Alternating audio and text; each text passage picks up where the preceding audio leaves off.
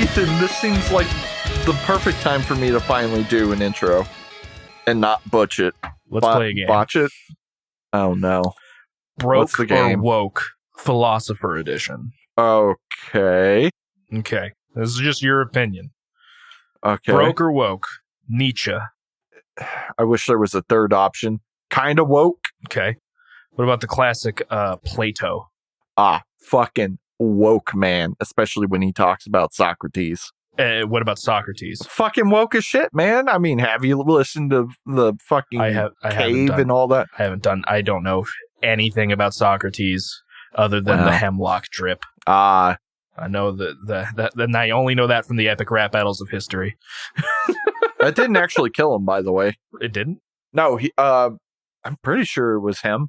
Somebody didn't die by hemlock, and so they had to then sit in a warm bathtub and slit their wrists. Jesus. Okay. Is hemlock painless? No. I doubt it. If it's I poison. don't think so. No. That's like saying arsenic is painless. It ain't. Well, there are things that, like, knock you out before you die. Fair enough. Last philosopher, broke or woke? He asked the most important question of all. Lil Jon with the question of what? I mean, the real question is why. So that's kind of broke, man.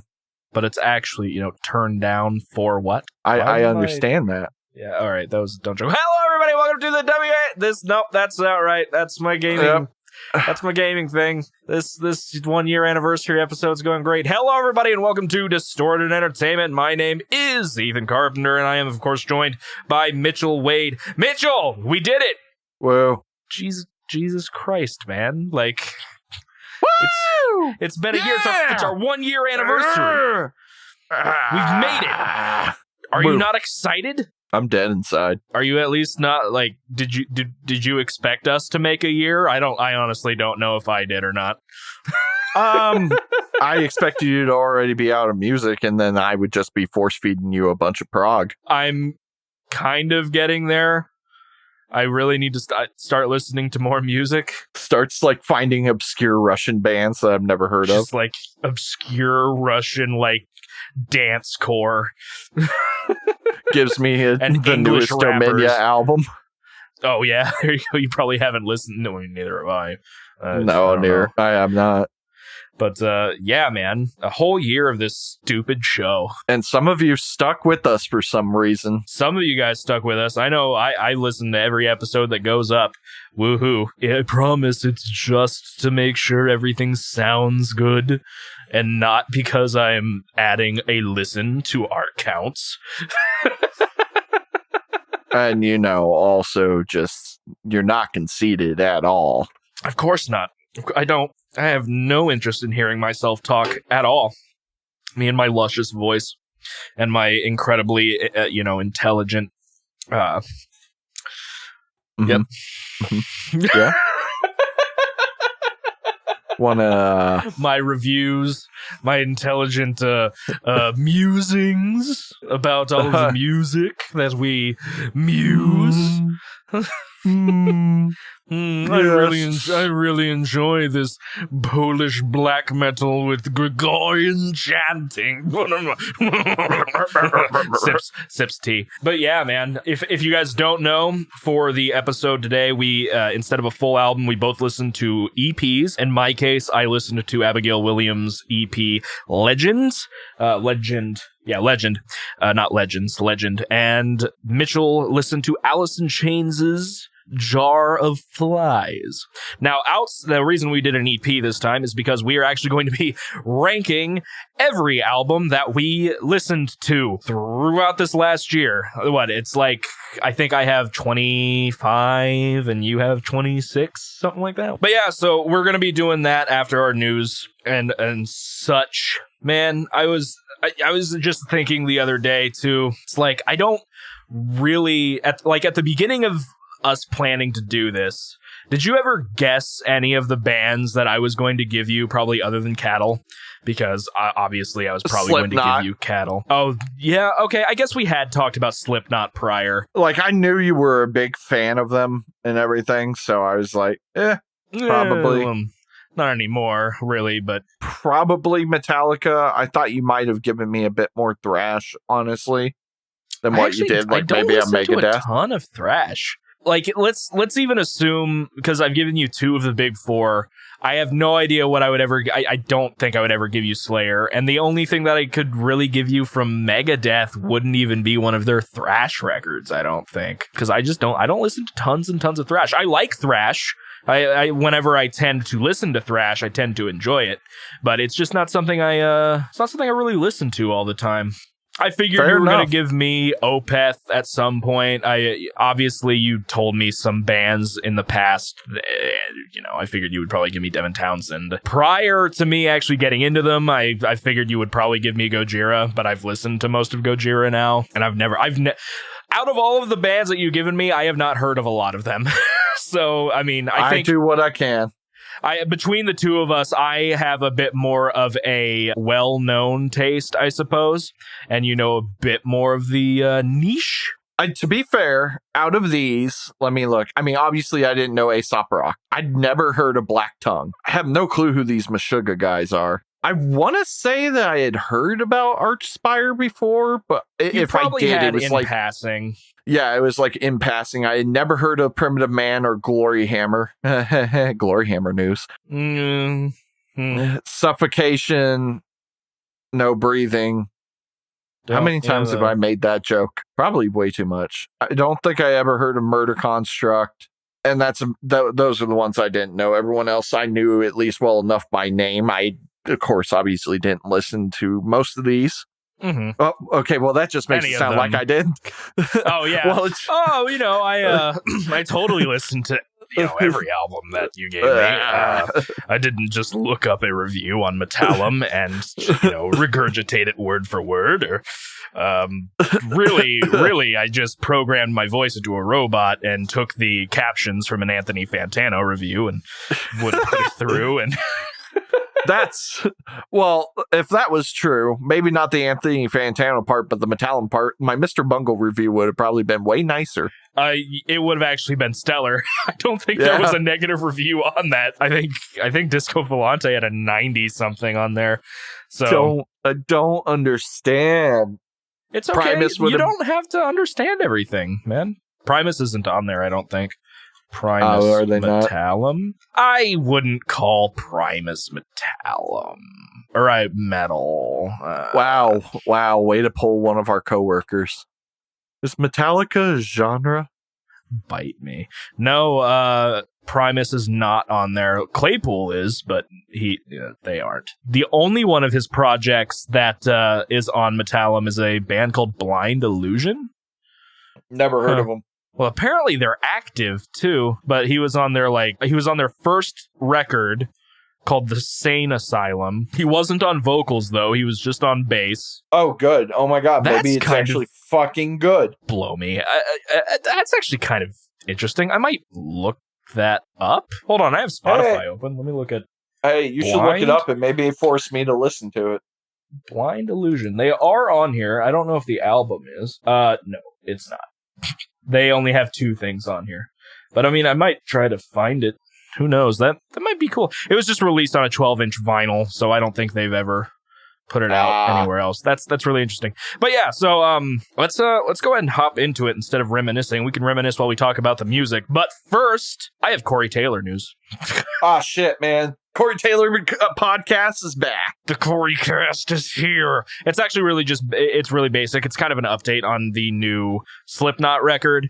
He says that he was supposed to finish vocals last week, but he got hit with COVID. He has about 3 more songs to record, and then I think they said it's just off to mixing then. I'm semi-interested because they said it was a man. Hold on. I mean, I will complain in a second. They said it was it's probably going to be a concept album, and apparently all of their masks are going to reflect that. I feel like that could be interesting. What I was going to complain about is, remember when I said I was thinking about ranking every Slipknot song?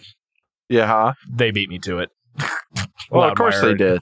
Loudwire already has it. And I already hate this list. So maybe you need to rank it yourself.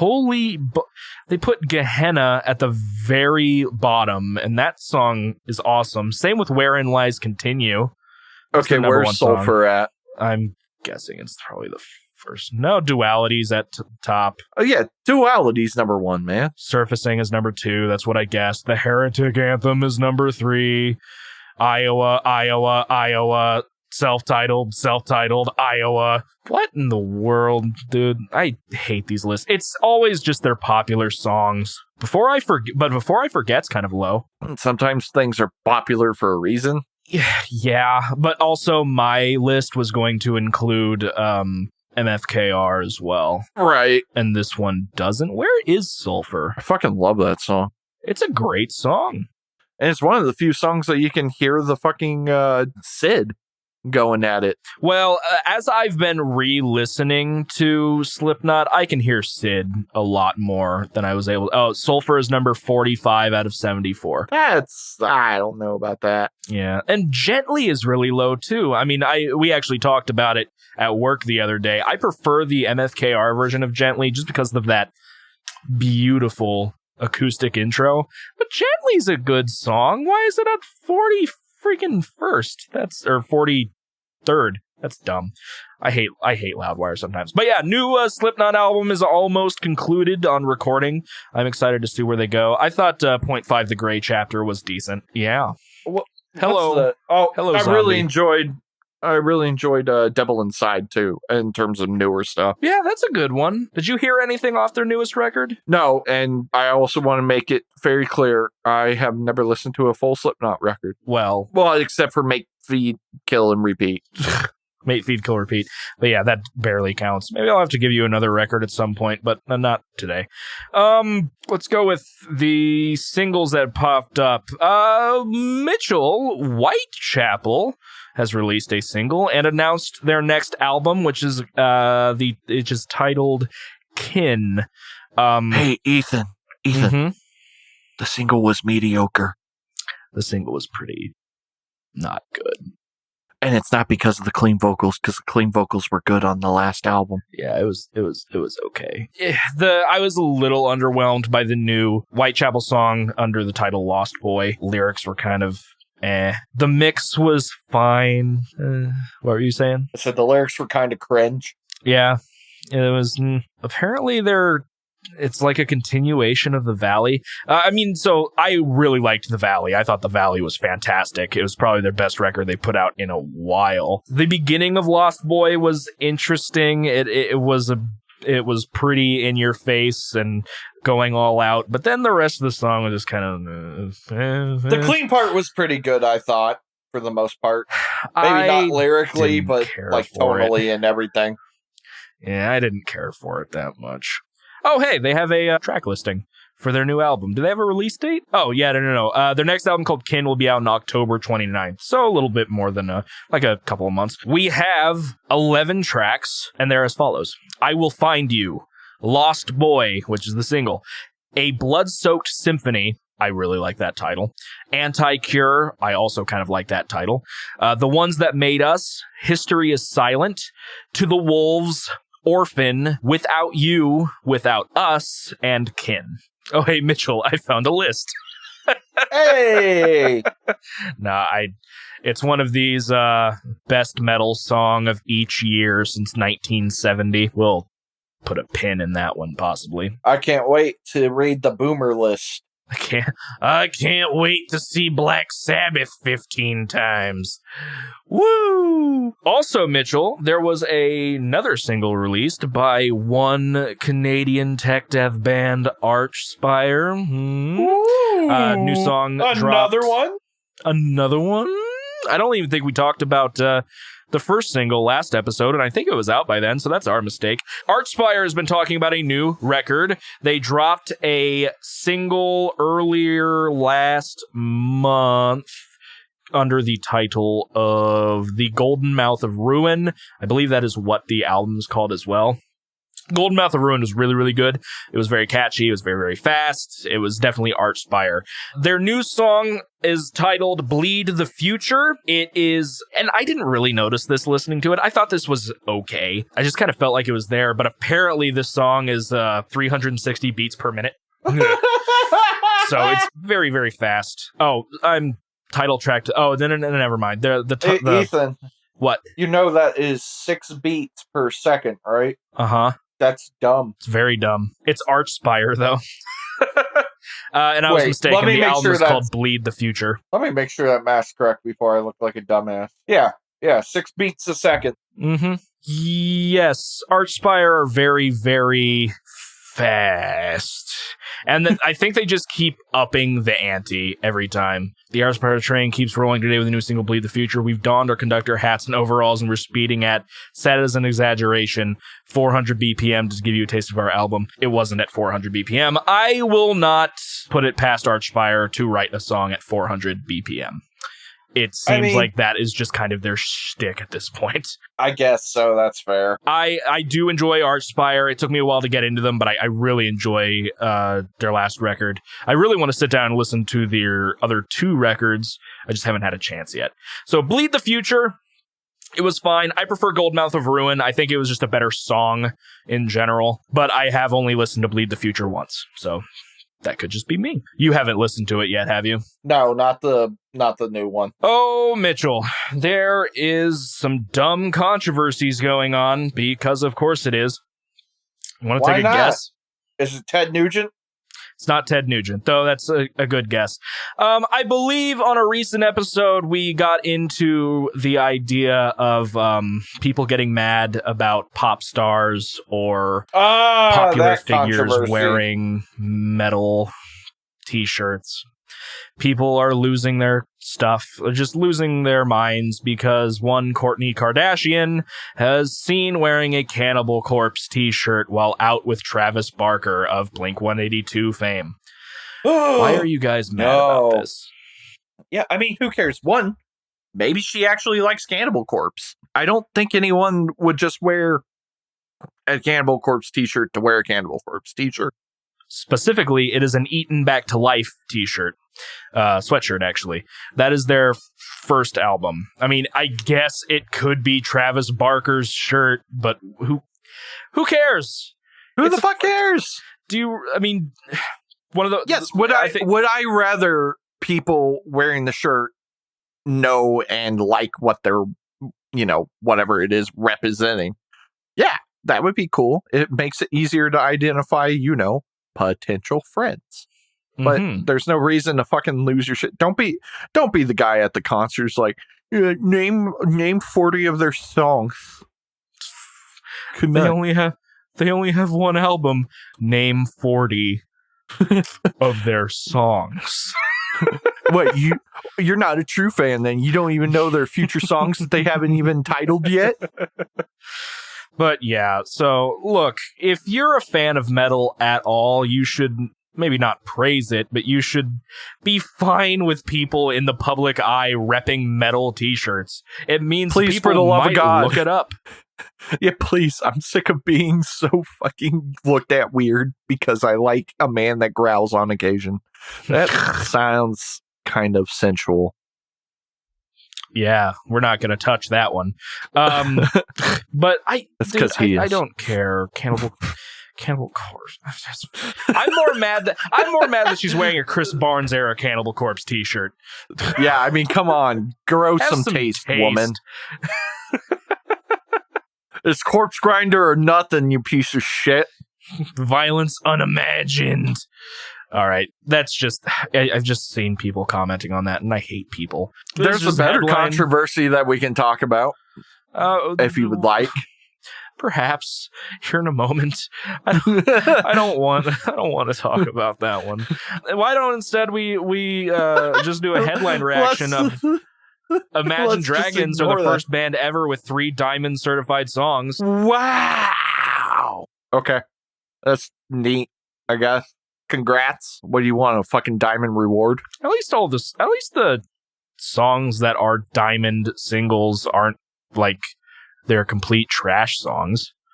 Like, that's kind of nice. Like, I don't know if you were ever part of the camp that, hey, Imagine Dragons are kind of cool. It was basically back when they first released, like, Radioactive. I enjoyed Radioactive. It was overplayed by all shit. Mm-hmm. It was. And I liked Believer and I liked Demons. Those are the 3 songs that are, rated Diamond now. And I'm like, that's cool. At least it's not Thunder. I don't even know that one. I kind of hate that song.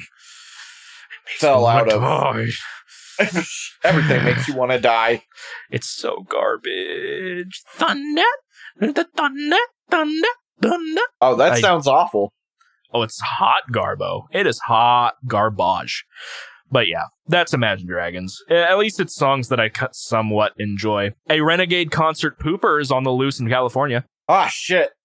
Wow, isn't that a fucking, episode of Bob's Burgers? I don't know. I never watched that show.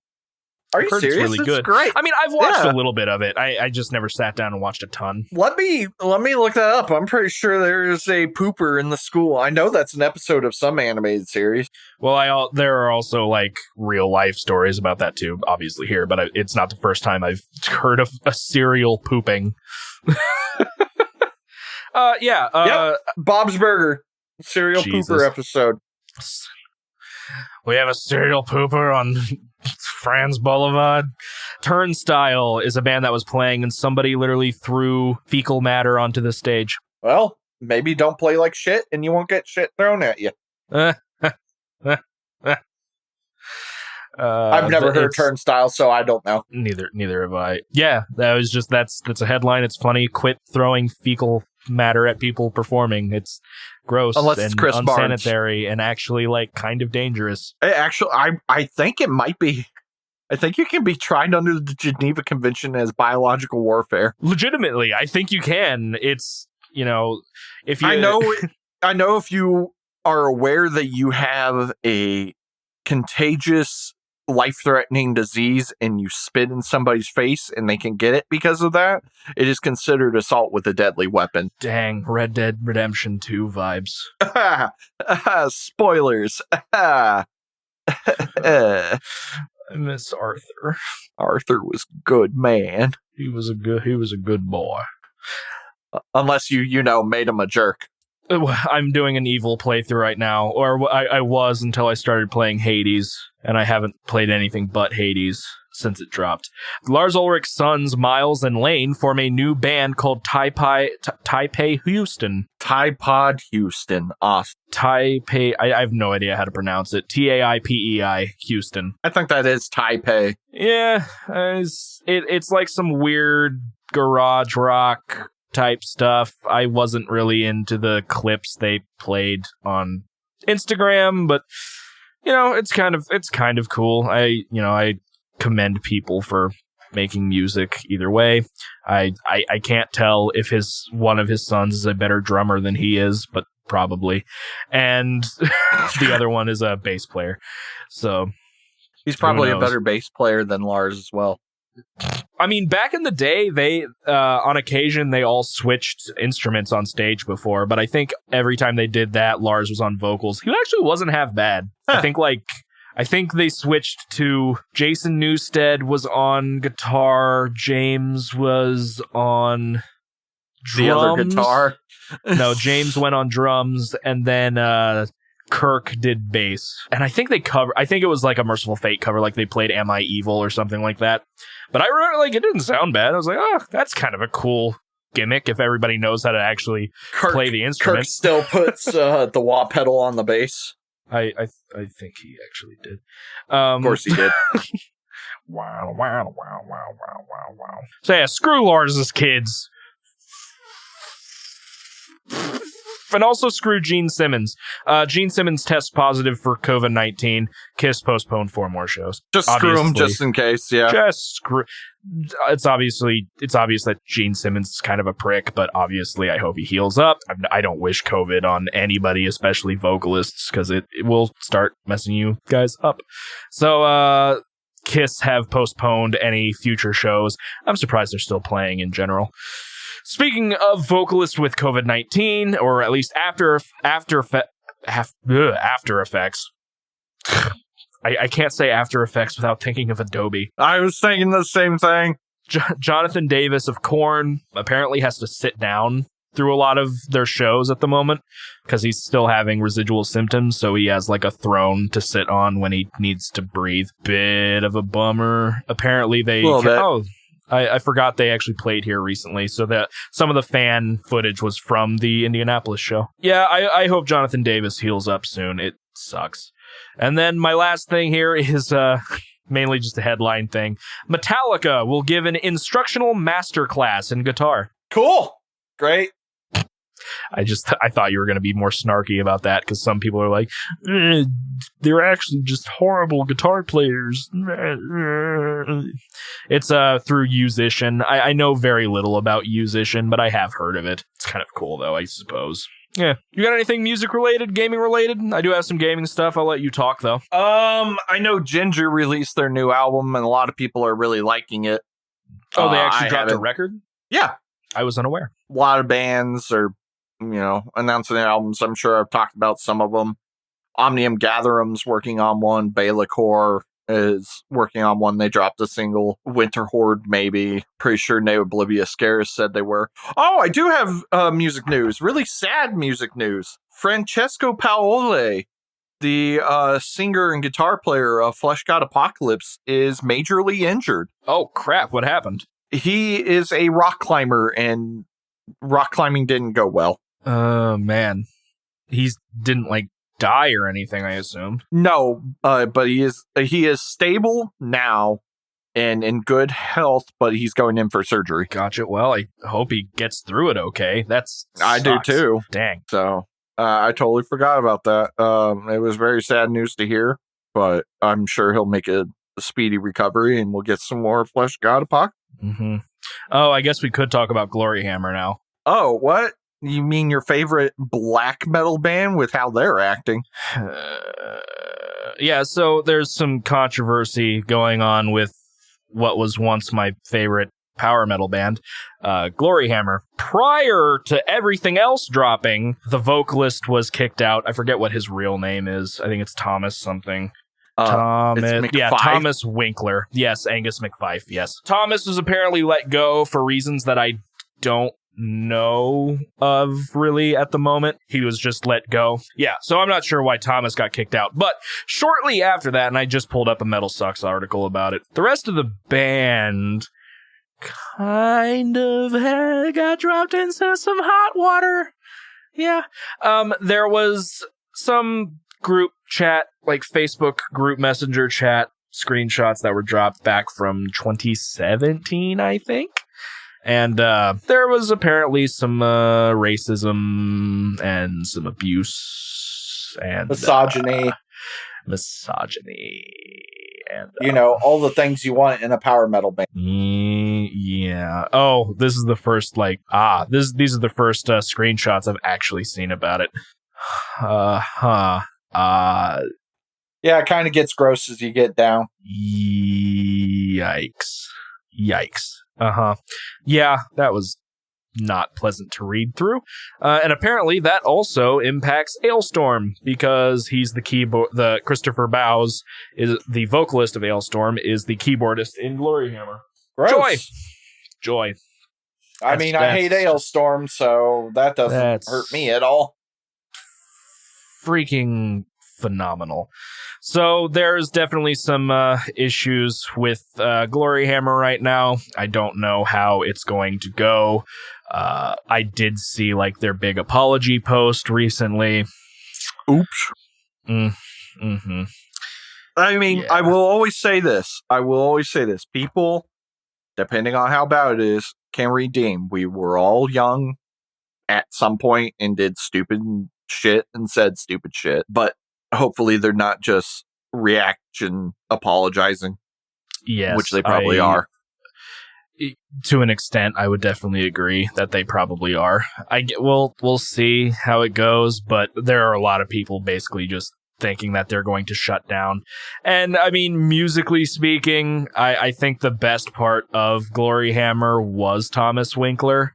So with him being out of the band anyway, I'm not sure if Thomas had any of the issues in there, but they all use nicknames. I feel like he might have been the one that dropped the screenshots. That would make sense now that I'm thinking about it. Yeah, you might be right about that. He might have been a little pissed off that he got fired. It wasn't let go. It was fired for unknown reasons. Yeah, so Glory Hammer is a bit problematic now. It sucks because I still enjoy their music, but I also don't really. And it sucks because I have to rate their album without thinking about that. Yeah, I mean, but, well, hey, I use Spotify, so it's not supporting them anyway. Hey! Jokes. Yeah, so that's a bit problematic. Kind of sucks. They were one of the few power metal bands I actually enjoyed.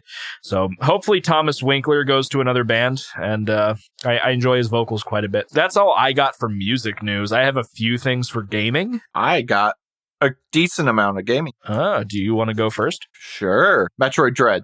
It's going to be fucking bomb diggity. Let me tell you.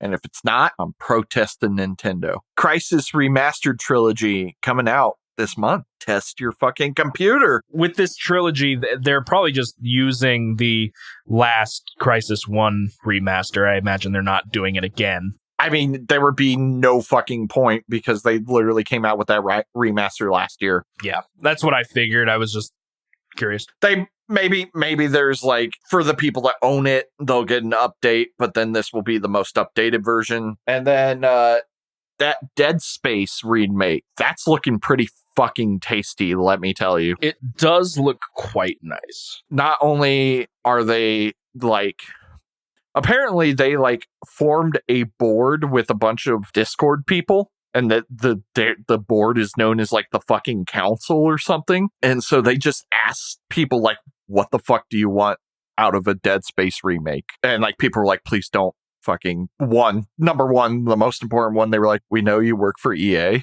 Please don't do EA things. Right. And they were like, yeah, we're not going to do microtransactions. There's no, how could we? There's no multiplayer. And they're like, have you not seen what EA does? Pay $1 to unlock this door. You want to finish the game? Yeah, give us money. So no microtransactions. I already paid $60. That's not enough. I'm subscribed to your stupid Origin Access. More. $1 per step. Go. You want to pause the game? $1. $1. You wanna unpause the game? $1. $1. Healing? You wanna exit? You can't even $5. You can't even Alt F4. This is a virus. As soon as you start it up, it just starts playing. Want to save your progress? $10. $10. But we just opened this room, and it's full of necromorphs. If you want it to be normal, $50. All right. And you're out of ammo. All right, yeah. No, it looks pretty cool. I'm excited. Visually fucking stunning, beautiful. Some other things they added. Isaac in the first game, Isaac Clarke being the main protagonist that you play as, is going to be fully voice acted. He was a silent protagonist in the very first iteration of this game. It's the same voice actor too from the last one, or the last, I shouldn't say last two, but the sequels. Also, they've made a couple of promises about that because they still want you to feel like isolated and everything. So the only time Isaac's really talking, besides like being hurt and shit and making grunty sounds and like screaming fuck when he steps on things, is if he's spoken to, because you do have comrades in the first game that are like telling you where to go, which you just silently followed originally. And then he will also talk to himself in situations where it doesn't really make sense for him to be silent. So like maybe like walking into a boss room and just being like, oh my fucking God, what is that kind of thing? He's an engineer. So like anytime he's trying to repair shit and it ain't working out, or it does work out, he might say something about that. I don't know if he'll react to like any video diaries you pick up or audio logs you pick up, but maybe. They're also enhancing the fucking dismemberment mechanic. Oh, yeah. Not only do you blow limbs off, but now it's even more gross about it because now the flesh can be sheared off, but maybe the bone's still intact. And if that happens, you will have to shoot the bone.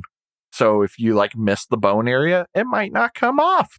They also brought back 2 mechanics from the second and third game that were in the first game. You can shoot off certain limbs, like the little spikes on some of the necromorphs, and you can telekinesis those back at your enemies, which was not in the first one, but in 2 and 3. And the other one is the 0G areas are not going to be the magnetic boots like they had in the first game. You're actually going to be able to fully fly around in them, which is fun and fantastic, and the flight controls were not that bad. I'm super excited. It looks fucking horrifying. It looks like a ton of fun. They're apparently also adding content that they cut originally from the game. I don't know what that entails. I don't know if that's story. I don't know if that's a level. I don't know if that's weapons or what, but I'm looking really forward to it. One of my favorite aspects of that game was walking in the vacuum areas, or like being on the ship out in space itself. Right. Because they made the physics accurate and you can't hear a necromorph walk up behind you.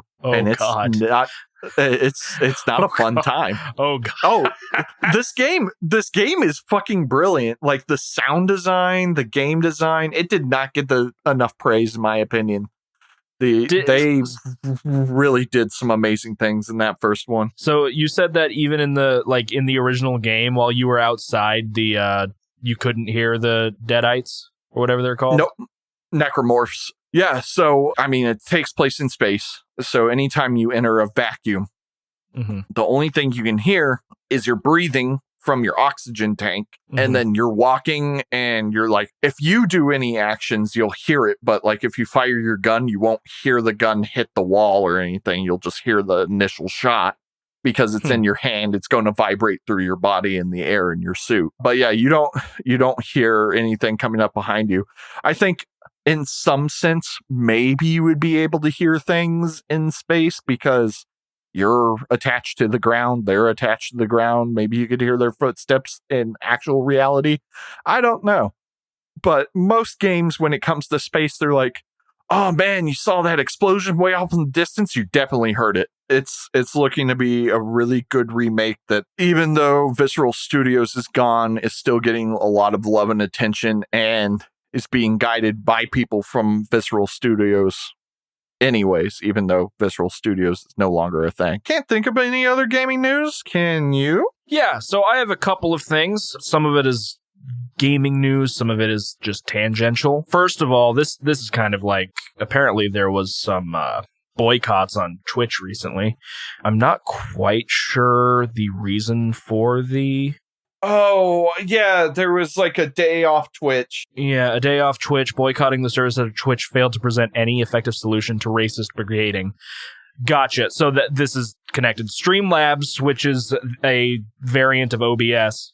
A lot of streamers use it. In fact, I'm using it to record the video portion of this right now and our backup. Streamlabs releases a safe mode feature to combat Twitch hate raids. This is to kind of try and kill the hate raids, which are usually targeted to minorities and marginalized communities on Twitch, usually using sexually discriminatory language or racially discriminatory language from numerous accounts. And this is just going to help try and kill that down. A lot of people are praising Streamlabs for doing this because Twitch wasn't going to.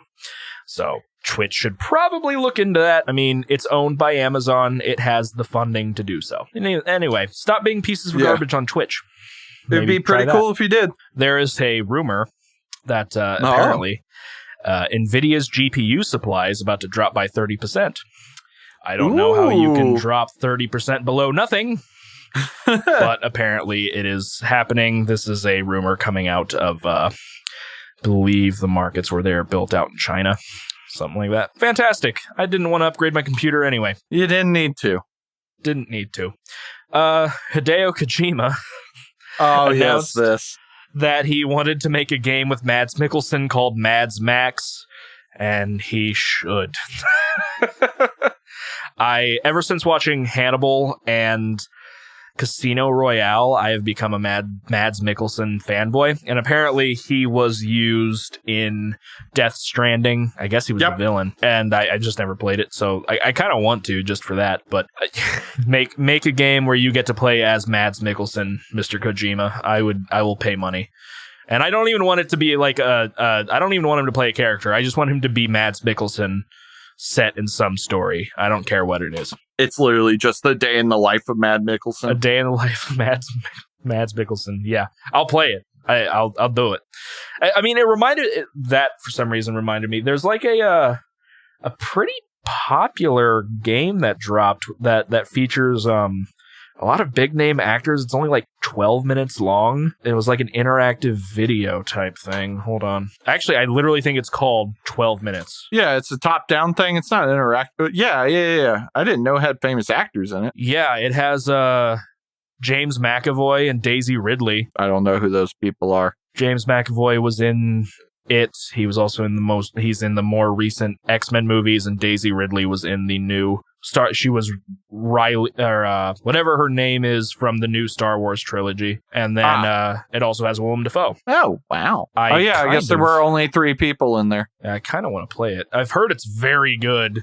And then they also want to do other stuff with it as well. It is longer than 12 minutes. CD Projekt Red hired community modders to work on Cyberpunk 2077. Nothing much outside of that. I think it's always cool when companies hire passionate, fans of the game. I think you said there was something that happened with Warhammer with somebody doing that recently.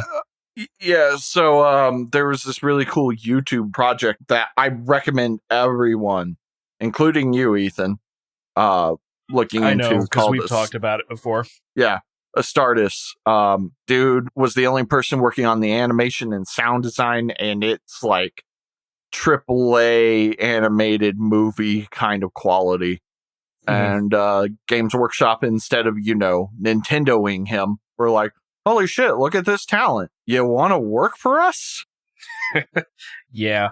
I mean, that also just based on Nintendoing them, there's been a couple of things recently that I've been seeing where passionate fans of a game were creating a fan remake or something like that, which I understand is copyright issues, but Take-Two stopped a fan remake of GTA 3 and Vice City a year and a half ago.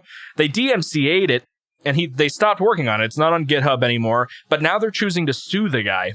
Jesus. There was going to be a Metroid Prime 2D fan make. So it was going to be the entirety of Metroid Prime in 2D, and he got Nintendo'd. Yeah, no, and then there was somebody that I found a channel recently where his whole channel is see how quickly I can remake a part of a game, and he did the entirety of the map of Simpsons Hit and Run, and then he recreated the first mission, so everything was programmed and everything, and it looked awesome. It was in 4K, he upscaled all the textures, and it was beautiful, and then he got Nintendo'd. It wasn't Nintendo, it was whoever made that game, but...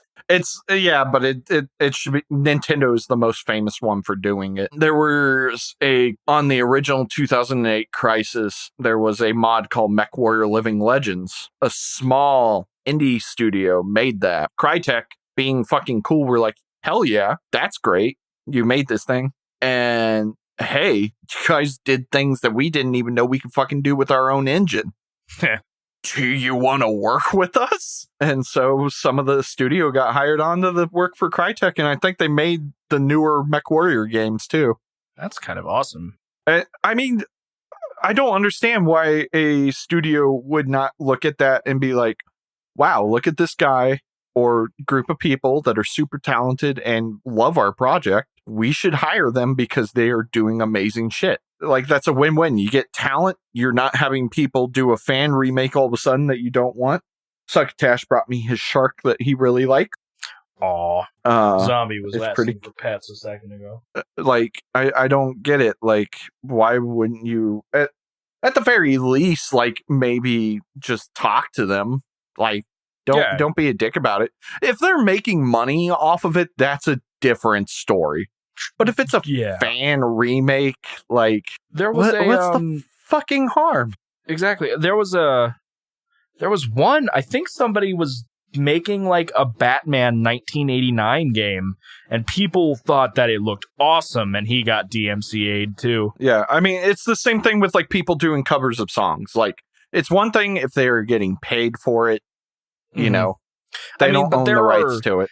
There are legal means to be able to get paid for covers, at least. Well, yes, that's you true. You can get the license for it, but it's impossible to do that with games. True, but ignoring that part, if a person's just like doing a cover of your song and they're uploading it to YouTube, as long as they're not getting paid for that one, who fucking cares? Let your fans show off their talent. Yes. So there was that. Hello. Do you want to come up here? You can sit on top of the chair if you want, or on my shoulder. Either one works. The cat has to decide what's going to happen before I can continue. Ethan, it's starting to reminisce of like our old days of recording. It's 11 o'clock. I forgot that this existed. This was a thing.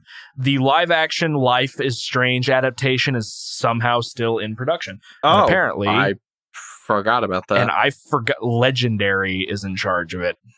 Okay. I don't even know who that is. Legendary made the Batman Dark Knight movies. They made Godzilla vs. Kong.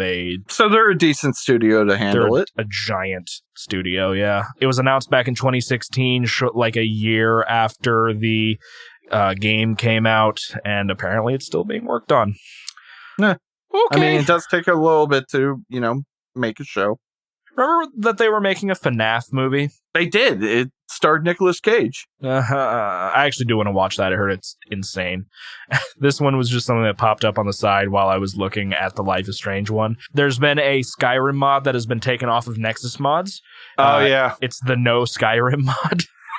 Yeah, I forgot about that one. Now with No Skyrim, instead of being able to start a new game like most Skyrim players, you just can't. It also works with alternate start. Beautiful. They took it down. It's kind of funny. And the last thing I got, there's a new roguelite. There's a new roguelite. What is it this time? What's the gimmick? Golfing. What? It's called Cursed to Golf. Yeah. You're a golfer killed in a freak accident just as you were about to take the winning shot in a tournament. And now you have to play your way out of a golfing purgatory to return to the land of the living and win that trophy. Honestly, it actually looks really, really fun from the trailer. I am kind of excited. I might play it. There's no true information on when it's going to come out or if there's any demos out or anything like that. But, there is a Steam page. Hold on. Yeah, it's just on, like, add to your wish list. But it looks really cool. I think I enjoy roguelites, and this one seems like a decent little gimmick. So, all right. That be that. And I think that brings us to, were we wanting to do the list first or talk about the EPs? Well, let's go ahead and get into the swing of things. We are going to talk about the EPs first. Shouldn't take too long. And then we'll go into ranking all of the albums we listened to for the past Aside from year. the EPs. Aside from the EPs. So, Mitchell gave me a band that I was familiar with. I have listened to Abigail Williams in the past. I don't have tons of experience with them. In total, I had 2 songs liked previously on Spotify, one of which was from this EP. I do enjoy it. Outside of Like Carrion Birds, which was the one song that I already knew, I at least had listened to prior to this. There was something off In the Shadow of a Thousand Suns called Into the Ashes. I really like that song a lot. Legend was their Abigail Williams's first release. They are they're like a symphonic black metal, blackened death metal, at least on this on this release. Yeah, so they've changed multiple times. If you like Google them, they have like 20 fucking genres. I basically separate them into 2 different categories, which is everything before Beyond the Veil, or Becoming, the album Becoming, and the album Becoming and afterwards. Everything before that is like heavy symphonic black metal. And occasionally you get some like deathcore-y, melodic death metal-y vibes on occasion. Beyond the Veil and afterwards is atmospheric. They still utilize symphonic moments and instrumentation, but it is not the main sound like it was in their previous stuff. And I think that's just the best divide. So it's like on their newest record, like they have some stuff where it's like they got like a string quartet or something playing on occasion. Mm-hmm. But it's like in one or two songs. Right.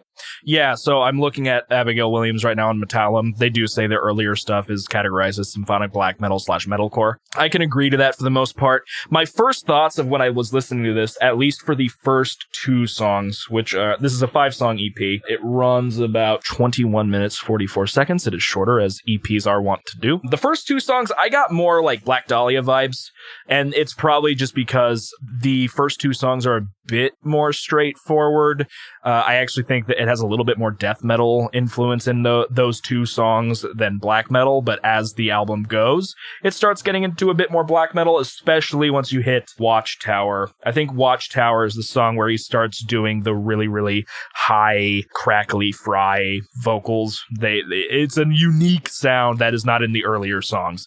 And that Banshee shriek, though. And the shrieks, yes. I do like the first two songs quite a bit. I had heard Like Carrion Birds before. The Conqueror Worm is a great song as well. I just don't remember anything about it at the moment. What I do remember, however, that I made a note of when I was listening to it on the way home, Watchtower. I really love the lead guitar work in the latter half of Watchtower. It actually reminds me it's a bit Meshuggah-y. With it, I believe the term would be atonal. It's just got these really, really interesting note selections that kind of are dissonant with the rest of the choices, instruments, and stuff like that. I really, really liked it. This EP is pretty easy listen, in my opinion. There's nothing really negative that I can say about it. I like both halves of it as well. The earlier ones being a bit Black Dahlia-y, and then as it goes on, it does enter that symphonic black metal range. There is that touch of metalcore in there, which I do recognize as well when I listen to the one song off of In the Shadow of a Thousand Suns that I've already forgotten what it's called. It's Into the Ashes. Yeah, I don't have a ton to say about this one. It's pretty good. If you like black metal, death metal, metalcore-y, and symphonic vibes, I do recommend it. And you like your black metal without Nazis or racism. True. They do not have those. That I know at least of. Not yet. At least not yet. So it's pretty good. I would probably rate this like a solid 8. I think it's a very good EP. Yeah, nothing too wrong about it. Did you have any notes about it that maybe I didn't bring up, or? It was actually definitely the first EP I listened to by them. Freaking loved Watchtower and Conqueror Worm. I had actually never really listened to the first two tracks on this. My friend Doug got me into Abigail Williams. His band, when they were a thing, oops, I hit my mic. When they were a thing, they did a cover of The Conqueror Worm, and it was really fucking good. But there's no recording of it as far as I know. Gotcha. And if there was, it was probably really badly mixed. They never did the mixing, but the one time they did get mixing done, it was for free. And you pay what you get. Or you get what you paid for. You also pay for what you get. And let me tell you, they paid. So, yeah, unfortunately. But nonetheless, Abigail Williams is probably in my top 25 bands that I just absolutely love. There's definitely, if we ever did a double, I would definitely give you them next. If we didn't do a double, I might just have to triple dip and give you 2 of their albums back to back or something like that. Because I want you to hear In the Shadow of a Thousand Suns and then them shift over into Becoming, because I fucking love Becoming so much. The last song on Becoming, 17 minutes of beautiful, beautiful music. And the one time I saw them live, that was the song they closed with. And like the crowd was kind of like indifferent to Abigail Williams, including me. I had not listened to anything besides In the Shadow of a Thousand Suns by them, which I loved. But unfortunately, their keyboard player left after that album to be in Cradle of Filth. I don't think she's in that band anymore. I think she's off doing her own thing now. But they never got a new keyboard band or the new keyboard member. But they closed with Beyond the Veil. And the crowd freaking just got into it and freaking lost it. One of my favorite songs of all time. We're talking like, I talk about that song like I talk about Mirror Reaper, and you know how I never shut up about that song / album. You certainly don't. Hey, by the way, audience, you should go listen to Mirror Reaper by Bellwitch. Real good. Also go listen to Stitching and Bow. It's hot trash. It's wow. It's probably the worst. Wow. Well, go listen to Stitching and Bow then by Bellwitch. It's also really good. Also trash. You don't know that. You haven't listened to that one. But you will, maybe one day. I might give it to you, probably. You will? Yeah, probably. So, well, I'm glad that you enjoyed it. I didn't think you would hate it. I mean, I know you're not big into black metal, but you've liked every blackish metal band that I've given you so far. Mm-hmm. Winter Horde, Abigail Williams, Batushka. God, I fucking love saying their name. Batushka is just very fun to say, just in general. Dominia has some black metal vibes. They slowly get out of that and go more gothy as each album goes on. Gotcha. So, but like the first two are very more black metal-ish, and then the third album switches over to a more goth vibe, and I have not liked an album after that third one, which is very unfortunate because I really like Casper as a violinist. Cool. Well, I guess I should probably review my non-metal album. Yeah, I mean, I really did like Abigail Williams, and I am interested to see what your first real introduction to Alice in Chains is. I wasn't the biggest fan of this. Boo. It's Boo. I figured this is how this is going to be. Maybe you should have given me one of their more hard rocky, grungy things. I liked the songs, but as an EP in total, I was meh about it. It's not like I hated it. I was just like, this isn't doing anything for me. And then I'm not big into how his voice sounded on this. I really liked the first song at points, but then sometimes the vocals just didn't hit right with me. If we had put this on the list, you probably would not have been happy with where it was at. I love this EP. I mean, it's one of those things where certain songs I really, really enjoy. Yeah, I mean, I will say I heard some influences from other bands sorry, let me rephrase that. I heard some parts by Alice in Chains that I definitely could see were influenced other bands. Right. And they are an influential band. I heard some Opeth in here, which Opeth has actually done an Alice in Chains cover. Mm-hmm. It's Wood off of Dirt. Yeah, and it's a really good fucking cover. It is. It is a very good cover. And Dirt is widely considered to probably be their best album. This is considered to be their best EP. I actually think this is their highest selling release in general. I will say I got some cool vibes, especially with that first song. Like, it definitely makes you want to kind of just like sit back and chill. Like, this is not by any means a dig at the album, but it is definitely an album that I would much rather be like with my friends and we're just talking and chilling and like maybe playing some cards or a board game or something. And it's in the background. It has a nice chill vibe to it. It's like a jam around the campfire type, somebody that knows how to play the songs or something like that. Or like you're just wanting to relax with like a friend or your significant other or somebody and just kind of like vibe. It definitely has that feel to it. And that's not a bad thing at all. I did enjoy that. It is not the worst thing you've given me. It's just, it didn't scratch some vibes that I would have liked. But we also, as we will learn from the list that we talk about, sometimes I'm just not in the mood for a certain thing, but that doesn't mean if I go back to it, I won't like it more. Or maybe I'll hate it more. Who knows? This is a lot of people are very emotional about this record because it tends to be like songs like Nutshell, particularly since it's a very depressing track. Right. I believe Nutshell is actually one of their most popular songs too. And a lot of the songs have that vibe, like Rotten Apple, you mentioned the first track. I really enjoy like that weird, I don't know if I would call it spacey, but atmospheric. You know. Yeah. Yeah, the reverby, atmospheric kind of feel. I do love the law. Wow.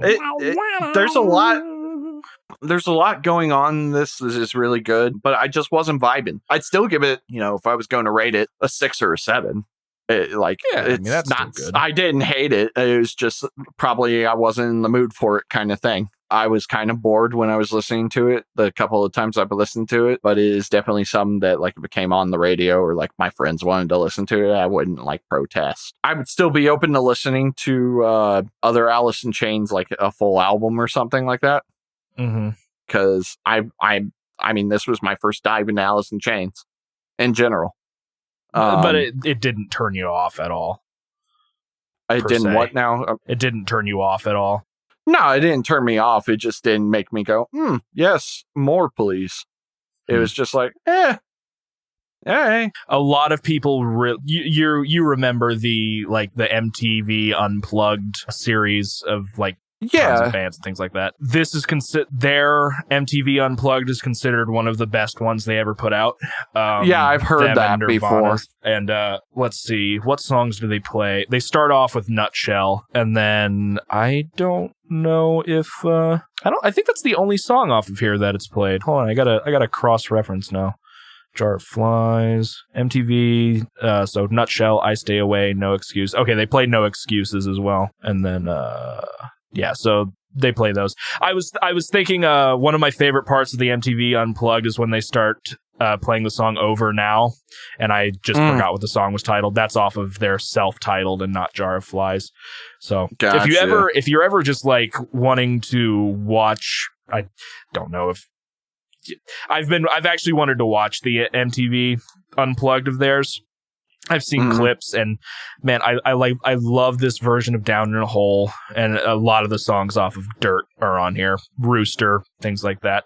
So I'm glad that you didn't absolutely hate it. I was a little worried when you started your review, but I get that this is kind of one of those things where if you're not in a mood to like space out, either chill or feel whatever they're wanting to push towards you. I listen to this album when I'm kind of sad, to be honest.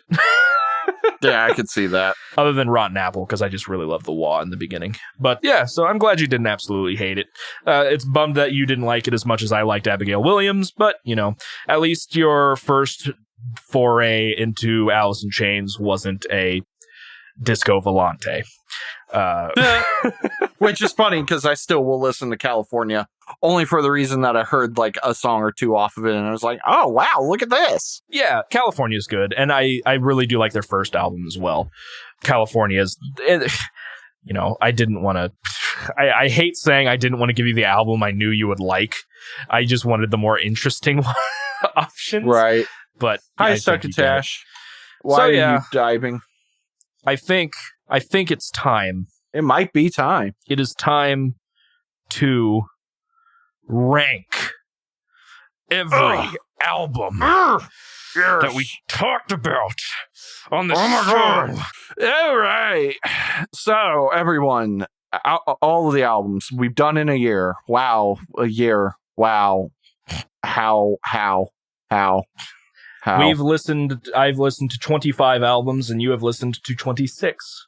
Yep. And if we were to get really technical, technically he listened to 27. Yeah, because of and well, you would be at 27 as well because of the two Strapping Young Lad records. Well, that one wasn't on purpose. True. But sure, you decided to rate Swallow the Sun's triple album as a single album, which is fair. I originally was going to rate the Metallica album as 1 because I made my own Metallica album, but I decided to just rate them separately. That's what I would have preferred. So yeah, you got it.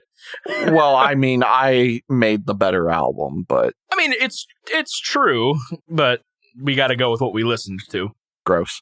If you want, you can throw Preload on there. Okay, Preload, number one choice, best album. Awesome. Fantastic. I'm so good at making albums. Of other people's music. Of other people's music. All right. I don't think it's going to be like a shock what my two lowest ones are. Cattle Decapitation. Yep, and Aesop Rock. And yeah. I don't like none of that urban music. God. I'm interested to see which band won out. So, lowest one. Most recent. That Mr. Bungle Disco Volante. I slammed my head into a wall several times listening to it. I know I praised it in terms of like, wow, listen to this musicality. I can only listen to a band masturbate so much. And it's not even tech death. It's not even tech death. And yet we got a fucking orgy going on in here. Just like massive wankery. Just fucking changing positions. Kama Sutra was involved. We got people of different fucking languages in here. Just fuck, man. Oh, like, man. Glory Hammer wouldn't be happy then. What are you talking about? They in those messages, they were talking about how they wanted to hit somebody of every nationality. Yeah. If you're interested, that the screenshots exist. I don't like reading them. They can't be racist. They try to paint a person of every color. God. So yeah, I'm not really surprised that Disco Volante ended up at the bottom of your list. Yeah. Especially given from last episode. Yeah. It was a wall to plow through, and I did not make it through that wall. And every listen, I just more bones were broken. Yeah, I mean, like, I believe we made the joke that I wanted to dive head first into the deep end, and now I'm drowning, and now I'm scared of water.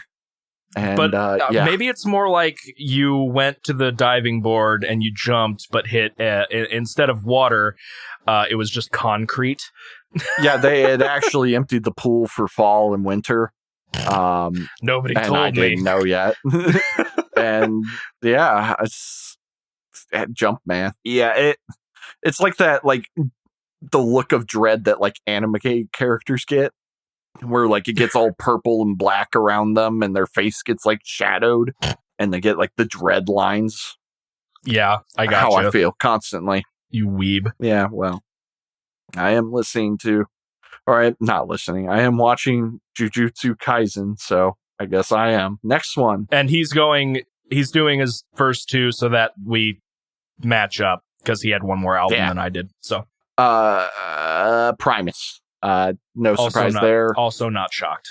Yeah, like that was also an awful experience. Less awful somehow to Disco Volante, but I just don't like Les Claypool's voice. I don't like the jokey nature. Talented bass player. The rest of the band I think is talented, but I don't think they fully show that in their musicality throughout the albums. I could be wrong. I just don't enjoy it. I really hate Les's voice and the jokey nature and the subject matters and everything. I get that people like it. It just ain't my thing at all. Weak. Yeah. Well, I'm curious to see what your last one your last one is. Yeah, this is odd, and I think I have to explain myself a little bit. This album was not my worst scored album, which normally, if you're just going by score, it should not be at the bottom. But I'm putting it at the bottom because I felt basically nothing with this record. I would rather feel active dislike towards something than just apathetic, I'm bored and I can't even get through it again. This was one of the albums I did try to say try. I tried to re-listen to it, and I couldn't get through it. This is from our third episode. It was Letters from the Colonies vignette. I can't get into it. I'm not saying there aren't songs that I can't sit down and listen to, but I didn't make it past the third song on my re-listen. I was just so bored, and I figured I need to re-listen to some other things, and I know that this is one of my just emptiest feeling album. I re-listened. Would you rescore it? No, because there's nothing really bad about it. I just don't feel anything towards it. Okay. And that's why I had to explain a little bit, where there's like a handful of things that I liked, but it didn't make up for the fact that I was just bored throughout. Maybe if I had to rescore it, I would maybe give it like a 3, but that's not really because I'm disliking it. It's more just that I'm bored. And I don't necessarily think that if I'm bored by something that it's bad. It's just not exactly something that's hitting me at all. So I would still probably give it a 5 because it's not horrid one way or the other. I just feel nothing towards it, and I think that is probably one of the biggest sins of any music, for me anyway. It's kind of like playing a game and you just don't feel anything about it. I would rather be angry at a game than feeling nothing. Yeah, because at least then you're justified in how you're feeling and shit. Exactly. So my last bottom of the barrel for me was Letters from the Colony vignette. Sorry, guys. I would probably listen to something if you release something else, but you guys have been kind of dead online for the past 10 years or something like that. So it hasn't been 10 years, but yeah, fair. It's been a minute. I think it came out in like 2017, 2018 was when this came out. Was it? I know I was out of college and I was living at my very first place, so it was one of those 2 years. Oh, okay. Letters from the Colony. Okay, that's my bad, not 10 years. It came out in 2018. My bad. 3 years. You guys have been dead online for 3 years. That's not too bad. They've been longer. Tool. We both said that at the same time. Yes. Oh. Okay, I guess I'll go next. I understand that, being apathetic about it and everything. I actually went to their Facebook page, and apparently their guitarist has a YouTube channel. He demoed one of the Neural DSP plugins. That's kind of cool.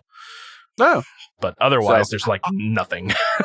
I think they have a cool sound. I think they could do some things with it. The saxophone that they had in one of the songs was god awful, though.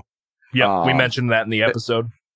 I'm almost 100% sure it's a fake sax, and it's very obvious that it's fake. But I think they could do something.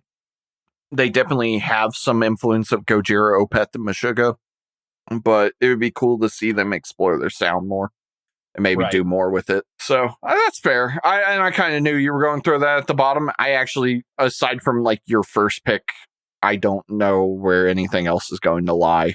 Honestly, I think you might be surprised on my first pick. I mean, if it's not Batushka, I will be surprised. But we'll find out. Next one, Cryptopsy, None So Vile. Okay. Vocals. Vocals. Yeah, that's what I figured. They're fast and incoherent, unlike Archspire, where it's fast and fun. Also kind of incoherent, but... I mean, it is incoherent, but there's something... It's in much a more punchy. Way.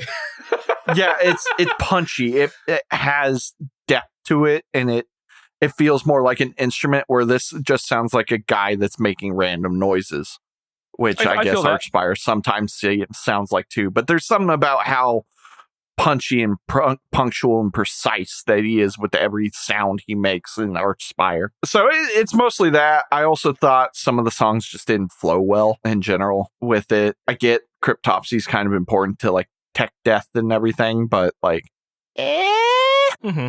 No, I feel that. There's better tech death out there. Yeah, it's good for its time, but it hasn't really aged well. Yeah, definitely. And tech death is supposed to be one of the most overproduced ones out of them, and this just definitely 90s 90s did not do that. It's I feel like tech death and prog and power metal are the three that get ultra produced. Mm-hmm. I could feel that.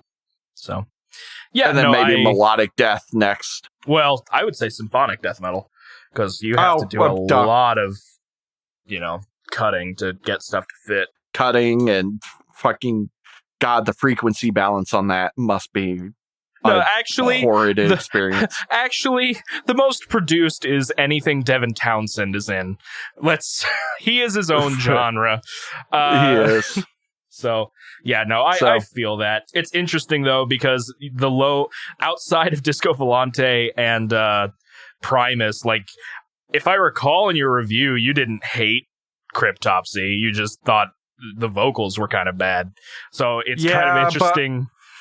On my re-listen, put it this way, on my re-listen, I heard like a couple of, I like listened to like one full song and then I like skipped through and I'm like, God, fuck, I don't want to listen to this. Okay, move on. That's fair. Yeah, definitely let me know like any major thought changes, I suppose. Okay, yeah, Cryptos. I completely understand then at the end of that. My next pick, I hate that I have this so low because it's one of those.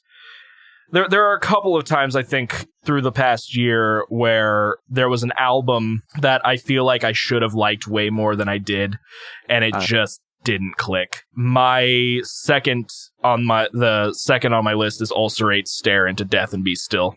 Bad choice. I'm sorry. I listened to it again, and all of my criticisms were still there. I feel like the mix is unfocused by them trying to make everything the focus. But Dissolved Orders, though. Dissolved Orders is great. I will give you that. That song is awesome. And it's one of those where, like, the songs are fine.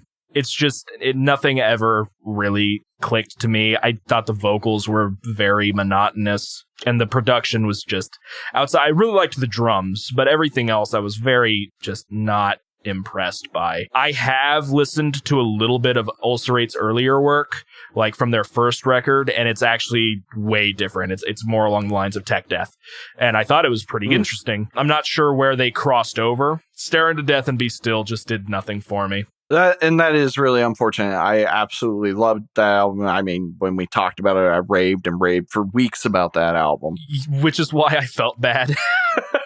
And I still get it. It's not going to be for everyone. I do get your grievances with the mix and even the vocals, but the vocals matter less to me because I think it just fits in the instrumentation. But he is very pretty much one note. Yeah.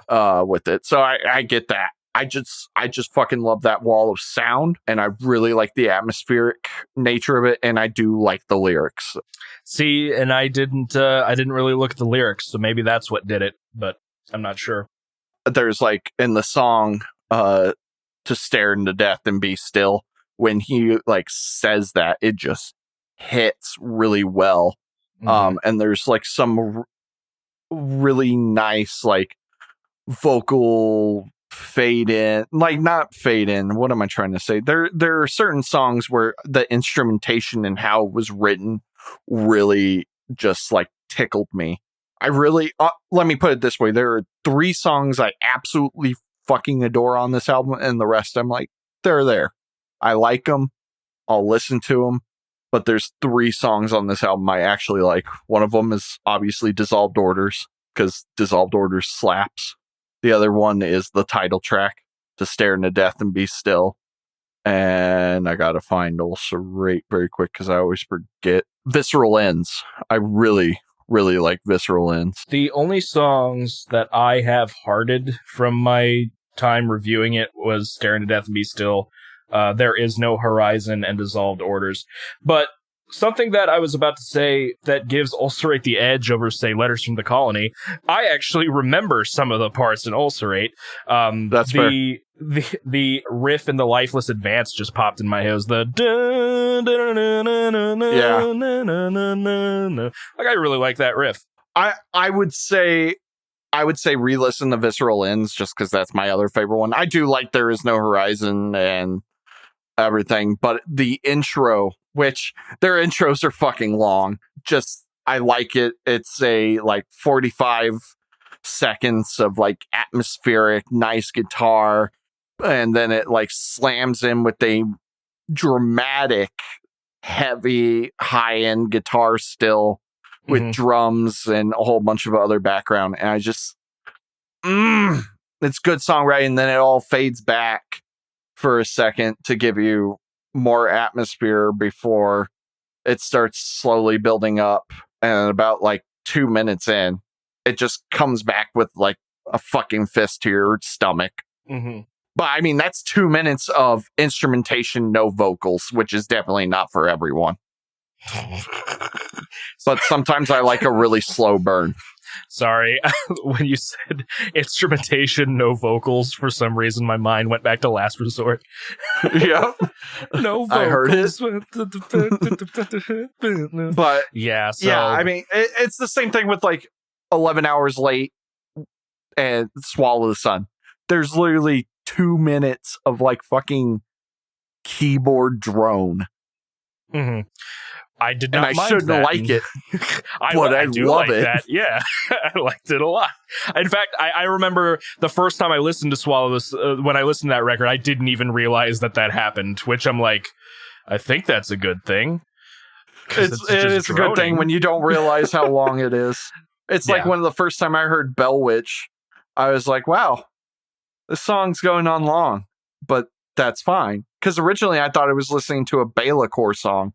I was like, wow, this is really long for Belacore. They usually don't like step over, I think, like 9 minutes or something. They're progressive melodic death metal, by the way. And I was listening listening to them the other day, to be honest. Though, I'll give them to you eventually if you don't. They are very good. I'm just gonna go look through like your favorite bands and just listen to them all. So you have to like scramble to find something weird. Just gives you Disco Volante. Oh no, we've collapsed back in on ourselves. No, the day we die a dimension is when where open another dimension where I actually really fucking love Disco Volante and you hate it. We just switch it out. No, because the universe where you like Disco Volante is we would just agree with everything all the time. Because if you liked Disco Volante, you'd probably like Primus. And you in an alternate universe, I'm Anthony Fantano. Hello, guys. Mitchell Wade here, internet's busiest music nerd.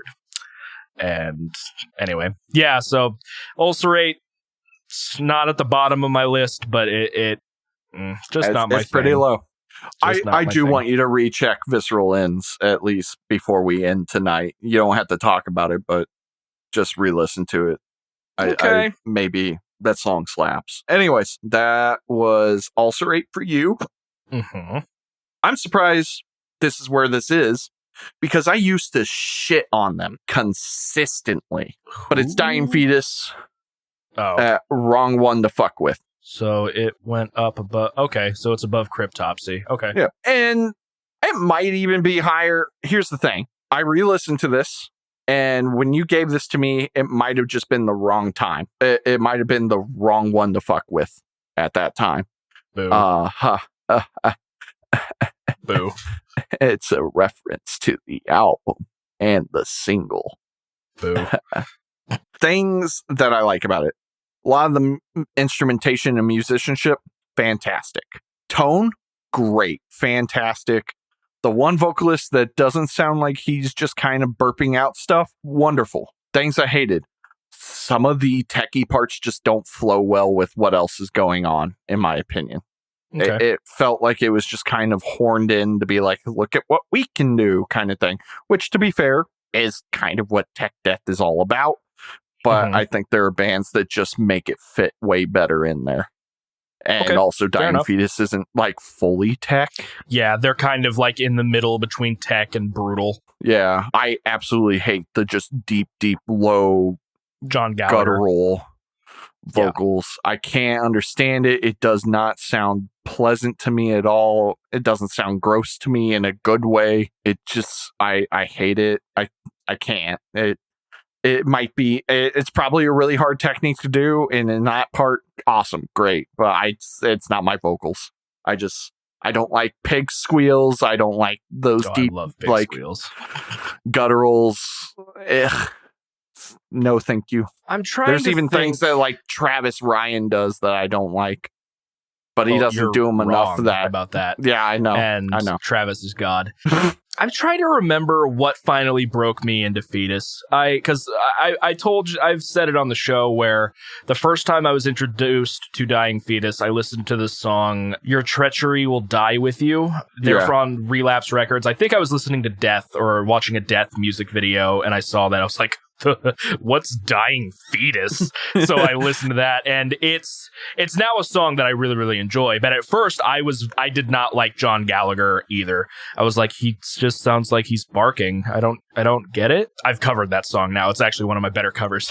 I forget what finally broke me into them. I am a little surprised that it moved up on your list. I figured it was going to be in the bottom 3. I honestly would probably give it a 6 out of 10 now versus whatever I gave it. That's actually kind of cool. All right. I appreciate that. Like, I would not be angry if this came on, like, in your car while we were driving. I would probably, anytime Gallagher would smash some watermelons with his hammer, I would get really upset. I hate you. I hate you so much. Art reference. Other than that, I don't mind it. And there were like songs that I did like. I unfortunately couldn't tell you what they were because I was working while re-listening to it. Fair enough. The big songs that I remember are the title track, the opener. I will say the lyrics that I did understand a lot of the times were just really silly. Yeah. But I mean, that's how I feel about death metal in general for the most part, unless it's like proggy or melodic.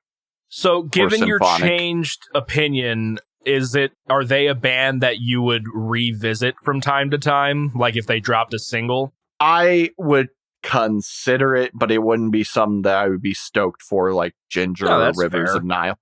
By the way, I totally forgot. Hey, music news. Rivers of Nile dropped a 3rd single. I have not listened to any of them. How is this one? I haven't listened to the full thing because I was on Instagram, but what I heard was actually good, and I'm much happier with it. So now I'm not fully morose. All right. Nifty. Well, cool. So I'm really hoping it comes together, but yeah. Dying Fetus, I may have been a little too hard on them, like another band that I used to, really hate, and then I all of a sudden kind of got.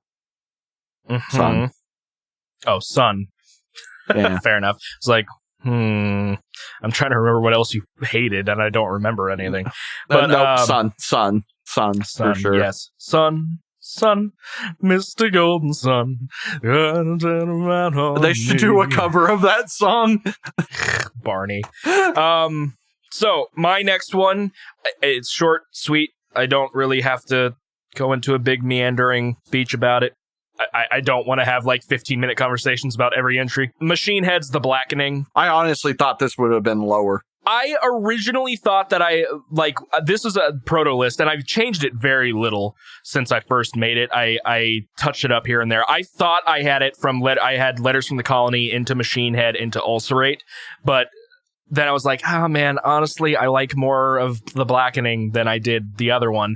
And then I went in to go edit it. I was like, oh, it's already here. Machine Head, I really do like a couple of the songs, and I do like a lot of the instrumentation, but I just do not like Rob Flynn very much. His lyrics vocally. Lyrics are silly. I do like some of the vocals. Really, the standout tracks are Now I Lay Thee Down. Halo is decent. I like, what's the last song? Hold on. A Farewell to Arms. Yeah, I knew it had some military kind of. And I do really enjoy Clenching the Fists of Dissent. It's just too long, and then they have the gall to fade out for an entire minute. Come on. That's avant-garde, dude. Oh, blow me. I actually, when I went to re-listen to this album, I did a track-by-track review on my Instagram story. It's Instagram. It was fucking amazing. MFKR Will. If you're interested. And I believe for for slanderous, I just had a thumb down emoji. But my favorite comment was, I don't have enough teen angst to enjoy Rob Flynn. It was, Beautiful Morning, because the first lyric is fuck you all. I'm like, I don't have enough teen angst for this. So I don't, with how angry Rob Flynn is, I do want to explain one thing. I'm not going to go in detail, but he had a very not okay childhood. Like, very not okay. Mm-hmm. So I think a lot of his anger and teen angsty sounds, even in his fucking like 40s and 50s, I don't know how old he is, definitely comes from that. But I mean, we're talking like most kids probably would have killed themselves or become serial killers. And instead, he just writes very angry, cussy music. I mean, fair enough. Same thing happened to Stained, but at least Rob Flynn hasn't turned into a weird country star. Yet. Aaron Lewis is just an anomaly. But yeah, Machine Head's The Blackening. It's my third on the list. Not okay. Good. Not good. Sorry if you hear me munching. I have gummy worms. I'm jealous. Next one. Might be a surprise for you. I don't know. System of a Down, Toxicity. Not super surprised, I don't think. I like a good amount of song. Oh, I wouldn't say a good amount. I like some songs on Toxicity. They're usually the same songs people like, Aerials, Chop Suey. Right. I enjoy... Wow, I forgot the lead singer's name. I know it's Takian, but I can't remember the first name. Serge. I like Serge's vocals on occasion, but I don't like when he gets into the weird, screamy, weird voices. And the same thing with the guitar player that also does the weird voices. I don't dig it. I like Serge's more nicer vocals. I like some of his harsh stuff, but I like their nicer vocals, and that's just not what they do. And also, there's just a lot of weirdness going on that I don't dig. And it's their style. And it fits well, but it's not for me. That being said, I still recognize this as a very important album to nu metal, and it was a very different style of music back then. And it still is. Like, I don't know any other bands that sound like System. True. That's about all I have to say about it. It's all right. I will add that I still love the Chop Suey music video's effects. Like, it's such a cool music video. I still love it. It's pretty neat. My next pick is Disona's Paleo Pneumatic. Boo. I re-listened to it. I liked it a little bit more than I remember, but it's still something that I have very little interest in re-listening to a lot, which is something that I've kind of added in, like, to how I rank these. I certainly understand it a little bit more now that I've listened to all of Mr. Bungle. In fact, in the Paleo Pneumatic episode, I said that I thought Disona was weirder than Mr. Bungle. Do not listen to that episode, Ethan. He was stupid, and he had not listened to Mr. Bungle. Disco Volante makes Disona seem like a Metallica record, and it's fine. It's just not really my thing. It's definitely a album of moments kind of thing. Album of moments. Yep. I absolutely love that album, but I can definitely see where it can be kind of hard to listen to sometimes. That being said, I recently tagged the band in a photo because I went and saw Persephone like a couple of years ago.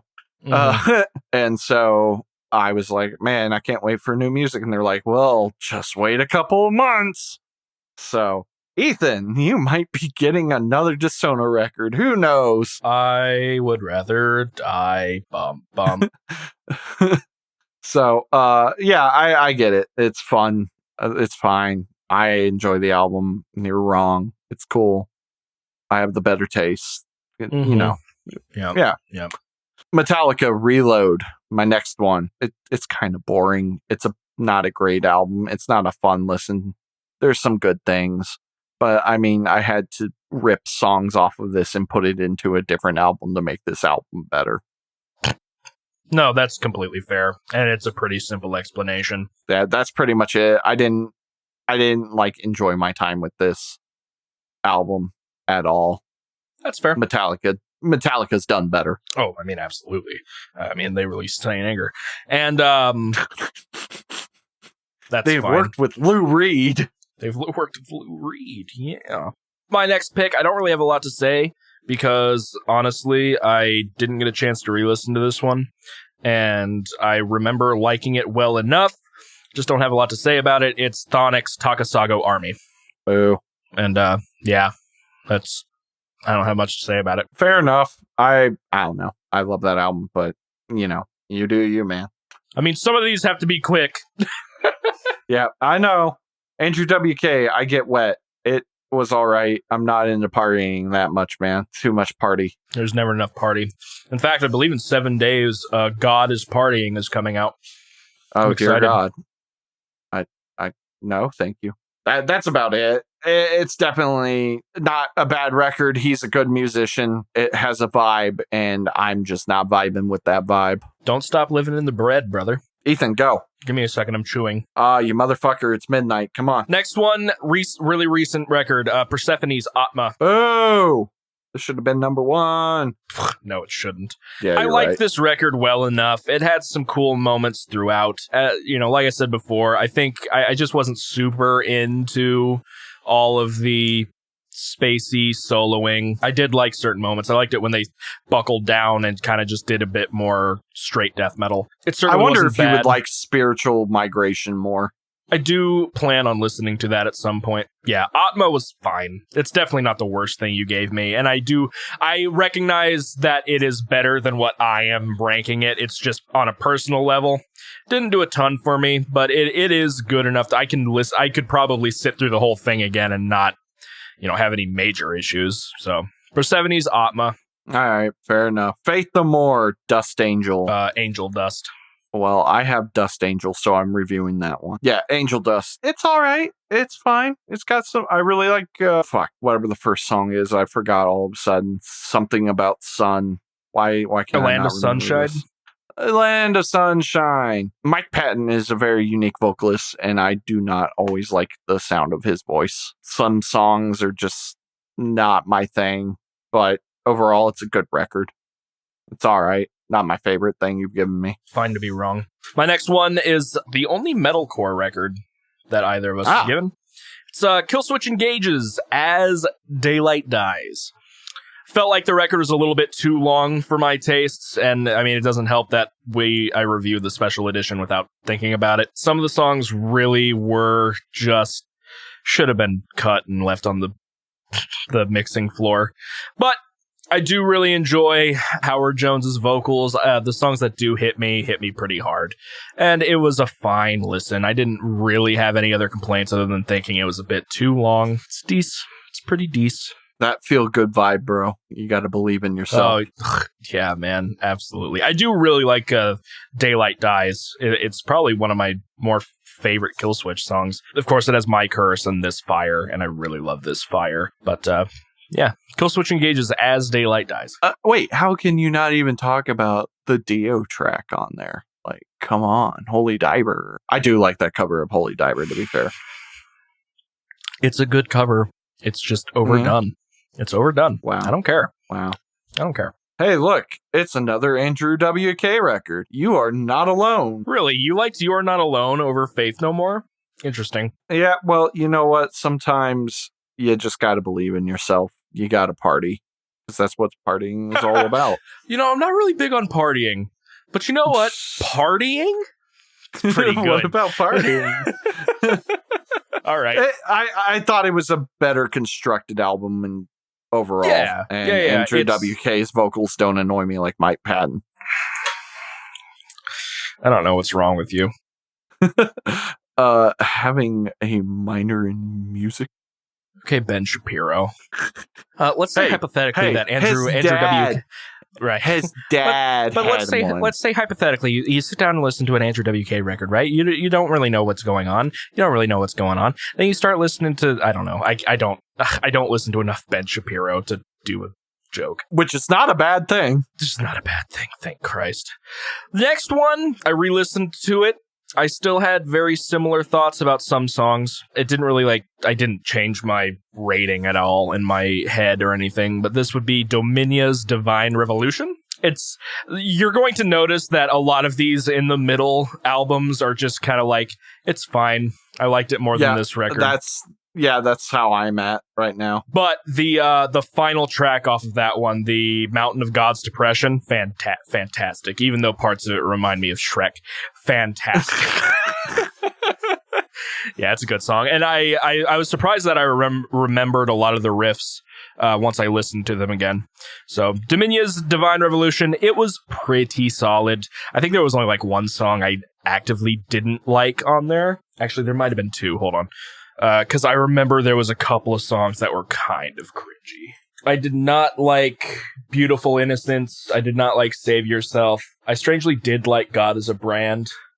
I think Beautiful. I like God is a Brand. It's good. It's just sometimes I'm iffy about anti-religious lyrical theming. Well, that's the weird thing. I can never tell if they're pro-God or against God. Sometimes lyrically it sounds sometimes pro. Interesting. Sometimes. And that one it's not, I don't think. But Beautiful Innocence I thought was super cringy. It is. And I didn't like Save Yourself either. Yeah, that one. I don't like the chorus and that. The rest of the song is all right. But all the other songs I really dug. So you would probably also really dig their other record that came after this one. Theophania. No, that's actually their third record. Judgment of Torment. Yeah, Tormented Souls. Yep, Dominia, Divine Revolution. For me, I'm going back to them Thrashy boys, but the other Thrashy boys, Anthrax, For All Kings. It was good. It was good. I was surprised that I liked it as much as I did. That being said, I'm not big into thrash, especially like the big four thrash. Metallica would probably be the one that I like the most. Slayer being the one that I like the least. Also smart man. get bent. Fight us, Kerry King. Fight us, nerds. It's really just Kerry King. Just come at me, bruh. True. But please don't. I could. I'm sensitive. I could kick Kerry King's ass. You can barely walk. Don't do that. Don't say that. You're right. We're two disabled men. I have a heart condition. And I'm dying. Anyway, yeah, so, I mean, Anthrax is For All Kings, yeah. Special, on our next episode, we fight Kerry King in a parking lot. We interview Kerry King for his upcoming book, God Overcooked My Green Beans. And that shouldn't be that funny. Man, the thing is, that's not the first time I've used that joke. One time when I was still in Fleshbore, Cole Daniels and I were driving down to a show we were playing at, and we just had a killer 1 hour, like, Kerry King riffing thing. What's it called? Just making fun of roasting session. Yeah, it was fantastic.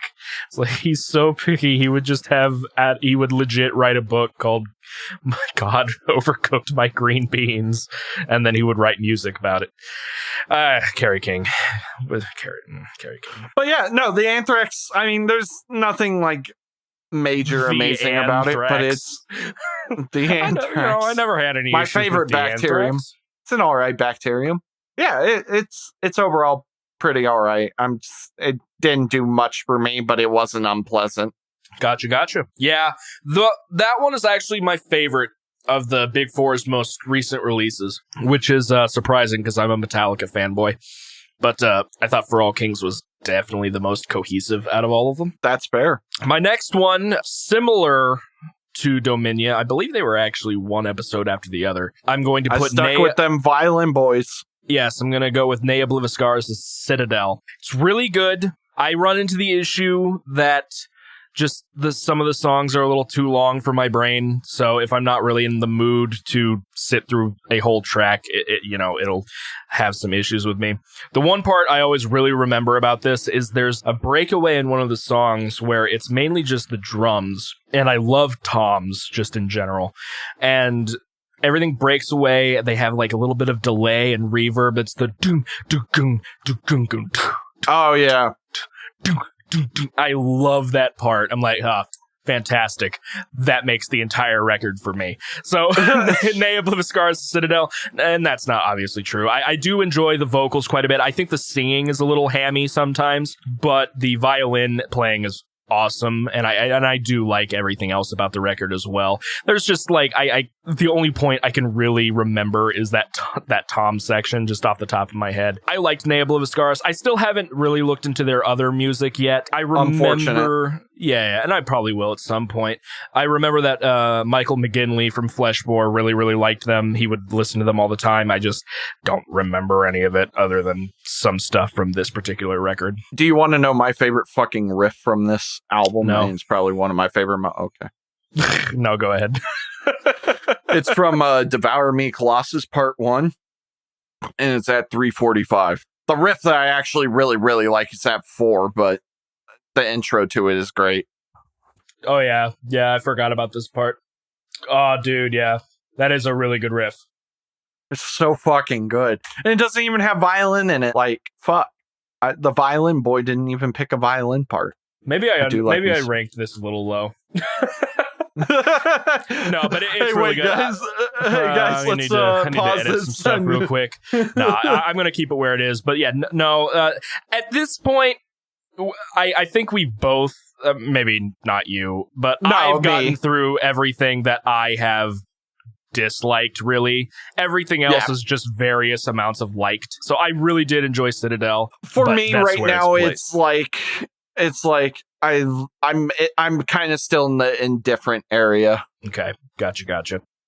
Cool. Yeah, Nail of the Scars, Citadel. I have the other thrashy boy, Metallica's Load. It's better than Reload. Okay. But that's about it.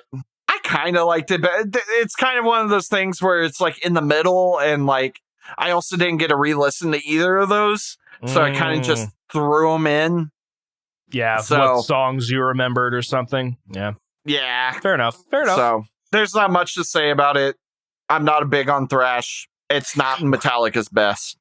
It's also not their worst. It's also not thrash. It's like hard rock. Fair point. Which I'm even less into. This one might be surprising. Maybe not. Edge of Sanity's Crimson 2? No, that doesn't surprise me. You liked it in some ways just because the mix was better. Mm-hmm. But I know you like the writing more of Crimson 1. I definitely did. Now, unfortunately, I did not get to re-listen to this one.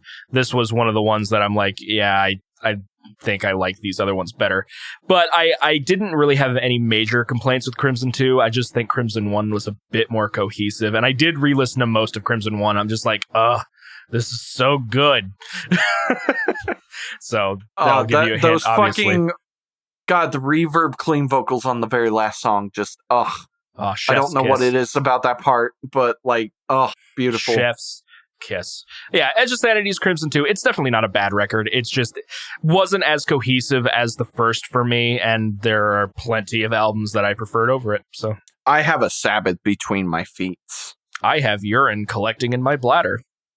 Well, I also do, and I'm on diuretics, so it's collecting faster. I make piss faster than you make piss. We can't talk right now. Piss.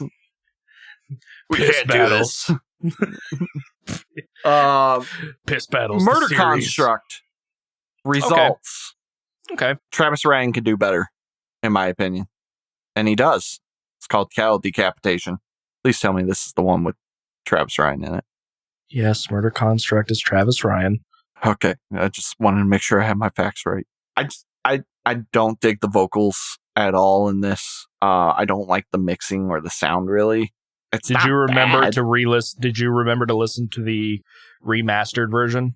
Yes. I went through and I mean, it's not like terrible mixing. I just think there are things that could be brought out better that weren't. I also just didn't like the layering of Travis's vocals in a lot of the songs. When he's doing like his melodic screams, but he's also doing the regular screams. It didn't sound nice, which is funny saying that about a Murder Construct record. But yeah, it's fine. It's all right. I enjoyed it, but it was something that I was like, oh, also one I was listening to at work, I didn't even realize when it had ended. Like it kind of ended a lot faster sooner than I was expecting. It's a short record. I remember in the episode, really, the only song you absolutely adored was Resultados, which is the closer.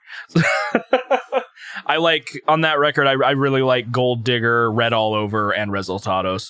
But yeah, so I kind of get that. It's definitely more of the grindy side of death grind, which isn't really your bag. For me, the next one is Soul Fallen, Grave New World. I did re-listen to this record in its entirety. I did not re-listen to the episode, so I don't remember what my thoughts were for it. I remember enjoying it well enough. As I listen to this, I think the record is a bit back-loaded with good songs. I just think the first couple don't do a lot for me. I know that, Grave New World. Right, A Hearse with No Name didn't do much for me. I did like Devour. Then To the Wolves at My Door and This World is Bleeding Flies didn't really do much. And then I loved the rest of the record. Embrace the Scythe, Serenity's Throne, and We Are the Sand are just perfect songs. With my favorite being We Are the Sand. I really love the clean singing in that song. I actually want to cover it at some point. Really good. Yeah. Soul Fallen's Grave New World is fantastic. Not the greatest thing I got, but it is. I'm kind of into that part where now it's like I'm starting to love things. Yeah. We Are the Sand it might be one of my favorite songs, to be honest. Nice. Always glad that I can do that for somebody. Slipknot, Mate, Feed, Kill, Repeat. It was good. Than I thought. It was interesting. Interesting. There's some riffage that I really like. There's some really interesting bass work that I wasn't expecting. Things that make it this low is some of the shit was kind of like weird, didn't flow well kind of stuff. Vocals are all right. Not my favorite, but not my least favorite. That's about it. It's all right. It's a pretty good record. Fair enough. I mean, it's just an interesting look to see where a band the size of Slipknot began. Yeah, for sure. No, that's completely fair. Next on my list is The Beginning, Sluggish, Esoteric Malacology. Really? I honestly thought it would have been higher. It's, I don't know. I did enjoy Esoteric. Really, there was only a couple of songs that I didn't really like, and I still don't, but I'm still pretty iffy on War Squids. Love that song. I love like Crop Killer, The Spectral Burrows, Slave Goo World, Transylvanian Fungus. I didn't really like Putrid Fairy Tale, and then I liked. You're wrong about that one. I don't know, just never did much for me. But I mean, I'm looking through the songs, I'm remembering parts of it, which is always important. Like if I'm having issues remembering something, it's a little rough. Now I'm not saying for all of that. Like some of the and I'll talk about when I get there. Some of the things I don't really remember. I just remember really enjoying it. Yeah, Esoteric, it's a solid record, and I still want to listen to the rest of their work. It's all on Spotify under the Cosmic Cornucopia. Yes. Oh my God. I just need to... It's fantastic. They don't have a bad album. I think it's backwards on Spotify, though, because I think it starts with the first song of the album before Esoteric, and then it goes through it, and then the one before that, and then it goes to the one before that. So I'm like, I would rather listen to it in order, but, right. But it's only 24 songs, and that's 3 albums. That's not bad. But yeah, no, Sluggish is really good. I remember prior to us starting this, we had talked about Sluggish a fair amount of times, and they are pretty good. I'm excited for more music, and especially for a 2-person band. Exactly. That's now bigger. Yes, but yeah, Esoteric Malacology. It's kind of officially into that. Like I'm really starting to love these. Right. So I will suggest out of the Cosmic Cornucopia, Gastronomicon. Fantastic album and song. Okay. Yeah. Okay. The song is fantastic. Probably one of my favorite Sluggish songs. Right. Back to me. Suffocation, Pierced from Within. I'm kind of surprised this is where it is. I figured it would be lower. I re-listened to it. I enjoyed it. It wasn't like amazing, but it definitely tops a lot of the ones that I've already talked about. Can understand the vocals. For the most part. Yeah, for the most part. It's something that I might, go back and listen to, but we're not getting into like the things I super loved quite yet. We're getting there though. I enjoyed my time with it, especially on the second or on the re-listen. I shouldn't say the second listen. re-listen. I mean, that's nice to hear. I really did like that record. What genre would you call that? Brutal Death. It's not quite slam, but it is that they are considered to be like the fathers of slam. I will say this. I did not remember this record, and so like re-listening to it kind of was like a fresh listen. Yeah, I really do like it. My favorite song is the opener. I do like Pierced from Within just quite a lot. I really love the vocal hook of "Welcome to my church, son of my girl." You know, I was like, right, so cool. But yeah, I'm surprised that actually made it a lot higher than I thought. Nice. For me, up next is going to be one of the Mellow Death fathers. We have Dark Tranquillity's Atoma. I really did like this record. I can't think of anything I heavily disliked, other than I think the vocals were a little one note throughout. I think that's something I commented. But though I think I remember you saying you like the cleans. Yes. Yeah, I did. This is not one of the ones that I had to re-listen to. I just thought it was something I listened to so recently. I'm pretty confident in my opinion of it. Even in the review, it was not... I preferred In Flames over to Dark Tranquillity, at least in these particular records. But Dark Tranquillity easily tops a lot of the other stuff that everything below it, obviously. And I think I do want to check out some more Dark Tranquillity. I just have not had the chance. Construct and Fiction, man. Those are great albums. Okay. There's like one other album that I really like, but I always forget what it's called. Character. I fucking love that. They have such weird names for albums. Yeah. The song I Am One. Oh my God. Like, listen to that song. It is like now fucking... Sure, why not? I honestly just love it for the fucking intro. Oh, yeah. I remember describing his vocals as very wet. Yes. I dig this. Yeah, that's cool. So, I dig that. I mean, I gave you like one of their newest fucking records. So, I mean, Characters back in 2005. But Character, Construct, Fiction, Atoma. I did enjoy Moment. And I really like the Mind's Eye and Haven. Basically, pretty much their entire fucking discography. But, Character and Construct and Fiction, I would say, are probably their other, like, best albums. For me, let's see, what was the last one? Oh, yeah, this one might be weird for everybody. Primitive Man, like... That is a lot higher than I thought it'd be. I don't know why, but I both hate and enjoy this record, and I think... Mostly it's a very experiential record, and they are very good at setting that. Like when I was showing our friend Savannah one where it's like about fucking flies and everything, and it's just like the fucking 2 minutes of drone guitar that sounds like flies buzzing in your head. Oh yeah, Entity. Yeah, it's my favorite track. They create a really interesting, cool atmosphere, and I respect that, and I love it. Is it something that I am like, man, I really want to go and listen to fucking Primitive Man right now? No. But it is something that I'm happy I heard, and it might be something I revisit, but it's not going to be like, oh man, I am just really in the mood for Entity right now. Come on, let's go and listen to Immersion in its entirety. In the dark. Man, alone. I want Primitive Man to be hired on to do like a video game soundtrack. I could see them doing a pretty interesting one. Yeah. Like a not even a long game, horror even just video. like a 30-minute experience. It's got to be horror though, or like suspense. Yeah, definitely. Okay, yeah, that was a lot higher than I expected. Even think it's like Primitive Man over Toxicity, or like that's interesting. I wouldn't have expected that, a year ago. So, right. My next one might be controversial. Okay. Mr. Ockerfelt, Opeth's Ghost Reveries. How dare you?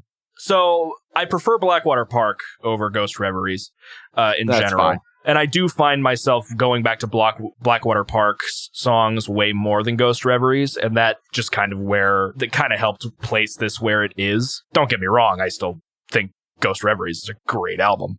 But it's not something I go back to as often. I'm not like you, where I will re-listen to Opeth's entire discography, every day. You know what I haven't done in a while? Stop it. Listen to new music. Yeah, I mean, no Opeth is great. Opeth. Opeth is great. I honestly just don't remember a lot about Ghost Reveries right now. It's one of those albums where, like, I know that I like it. The only thing I remember is the first 8 seconds and then the next thing of Ghost of Perdition. I mean, that's all you need to know. I'm like, oh, yeah. So Opeth's Ghost Reveries might be a little controversially low, but it's still, like, in my top, loved albums, so... Let's go. Fair, I guess. Glory Hammer, ignoring any controversies. Space 1992. Rise of the Chaos Wizards. It's a fun Angus album. McFife. Angus 13th McFife. in name. It's a fun album. Yeah.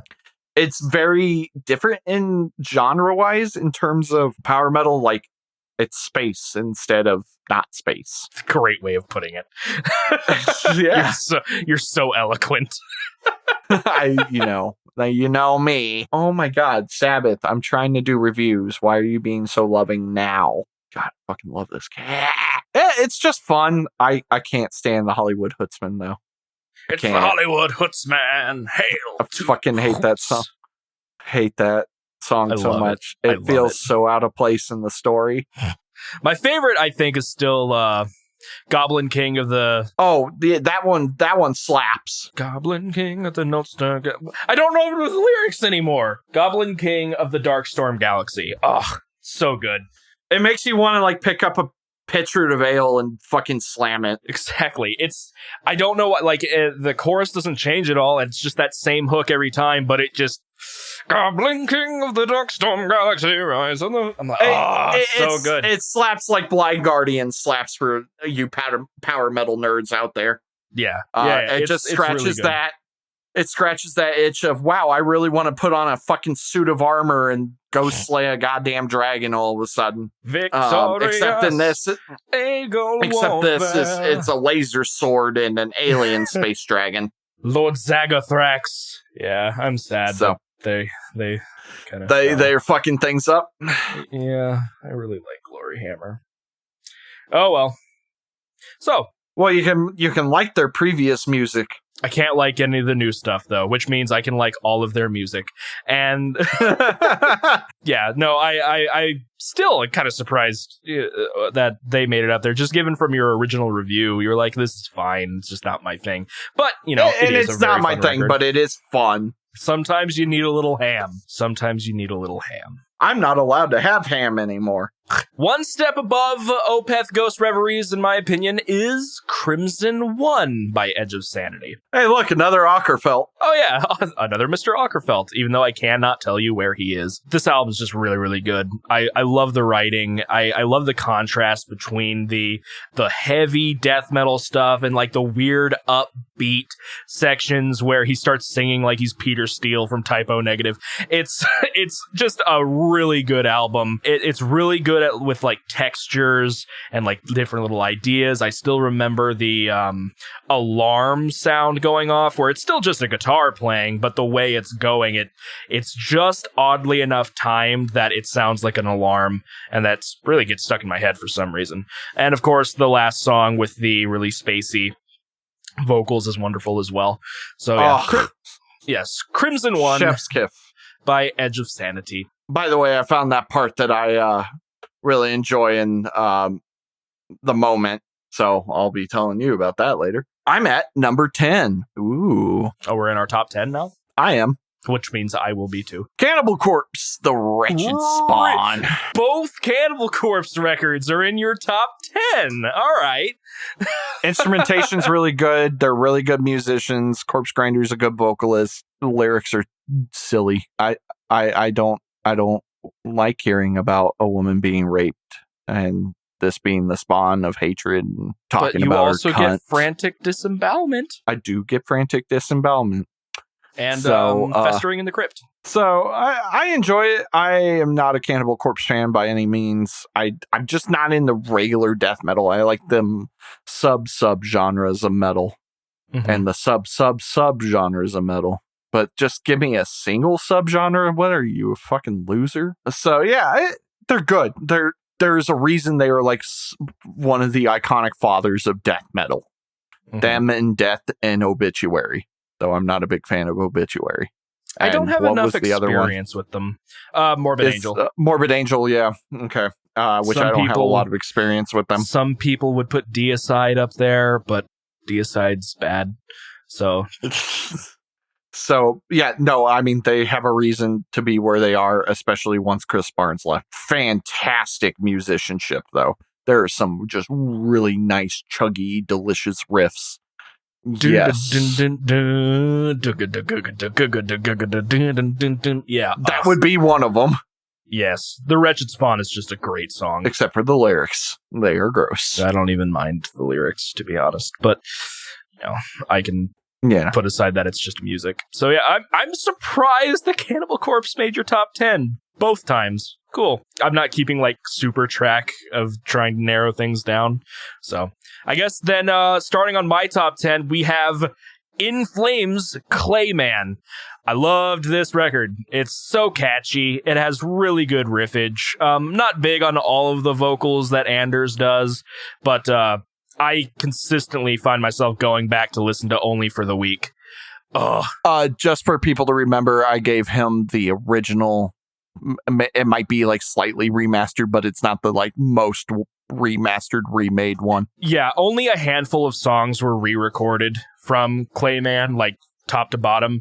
There is a remaster. I didn't listen to the remaster. Typically I do, but I just, to be safe, just because it's a little confusing if you pay attention to the re-release of like the 2020 versions of some of the songs, I just listened to the original. It's really good.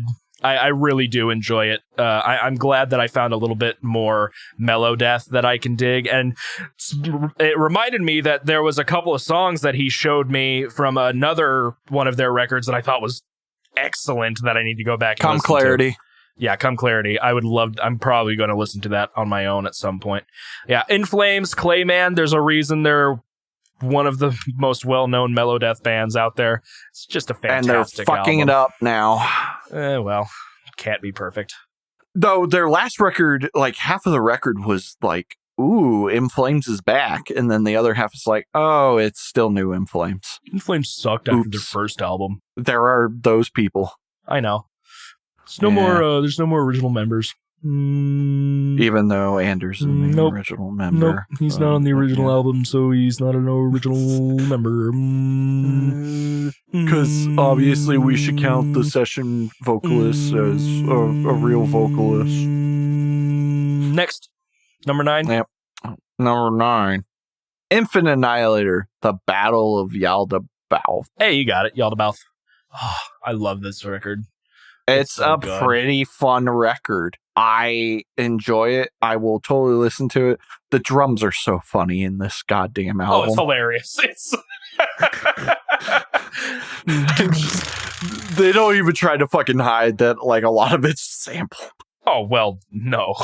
I mean, I guarantee some of the guitars are probably programmed too. But who cares? Because it's just fun. Yeah, they don't try to make it seem like they're playing...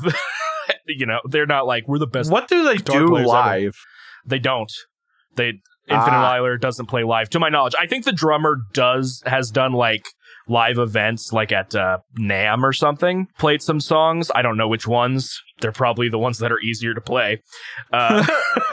So I'm glad that you dug Infinite Annihilator. I was one of those bands that I was super iffy on, because when I first came across them, it was from their first record, and their first record was just edgy for the sake of edge. The first thing I listened to was, I believe the song is called Decapitation Fornication, and the music video was the original vocalist and some other guy. It might have just been the Black Tongue guys, because they're the same band essentially. They're just out in the woods. One of them was playing drums on tree stumps, which was kind of funny.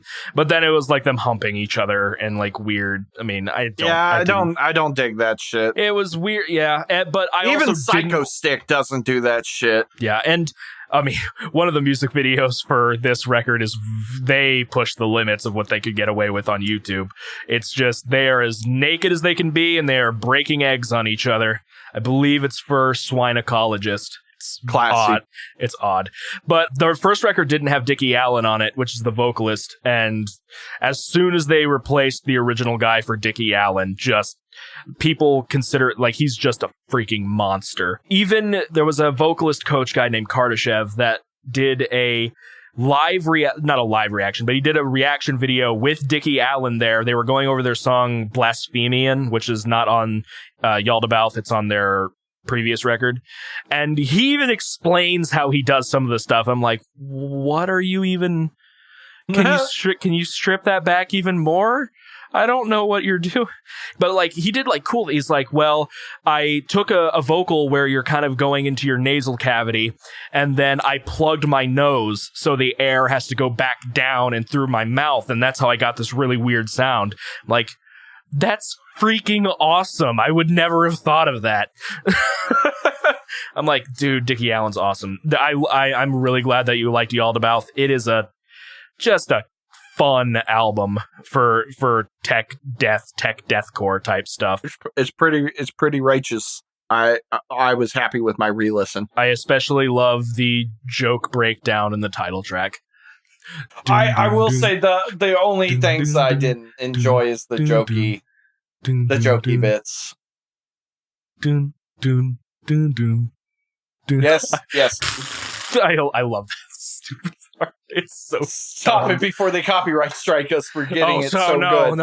No, Dickie Allen, please don't. Yeah, no, it's a great record. I'm glad you liked it, and I really had a fun time with it because I was able to just bounce back forth between Black Tongue right into the polar opposite, and it's the same people except for the vocalists. For me, the next album is Quiet World by Native Construct. The first time I listened to this, I did not really expect myself to like it all that much because you were like, they're Berkeley students and I'm like, so they're Dream Theater, but more they're modern. Dream Theater. But no, this record's really fun. I think the only song I didn't like was the one that was a flashback scene in the story to where, I didn't like that one. It's the 4th track. I think lines like, you should be making symphonies of love with me. I'm like, shut up. Skip it.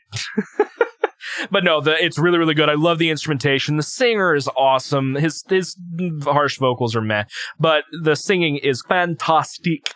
And I love all the different types of instrumentation throughout. It's just a wonderful album. The drummer, the amount of time signature changes that guy deals with in styles of drumming, just whoa. And also the fact that one of the guitar players doesn't even use like a traditional pick. He uses a thumb pick. And then he picks with his other fingers. Like a fucking weirdo. Yeah, what a nerd. And they will never make another song together again. They will never, ever do it again. I wonder if any of them are in any other projects. I don't know about projects, but I know that one of the guitar players, which I forget his name, unfortunately, does give lessons online. I was going to take theory lessons from him. Nifty. He was really impressed with how far I already was along. He's like, oh shit, man, this will be easy as hell. And then he told me how much it would cost and be like, I should tell Gage to do that, maybe. I don't know. He's a good writer, but I think you can always learn. But yeah, Quiet World, Native Construct. Oh, my turn. What is this, number 8? Duh. Number 8, one of them Corpsey boys with Kill. It's a good record. I Interesting don't know that why you put it on above this Infant. I really enjoyed the instrumentation more and the vocals more. I somehow thought the lyrics were slightly less stupid. Okay.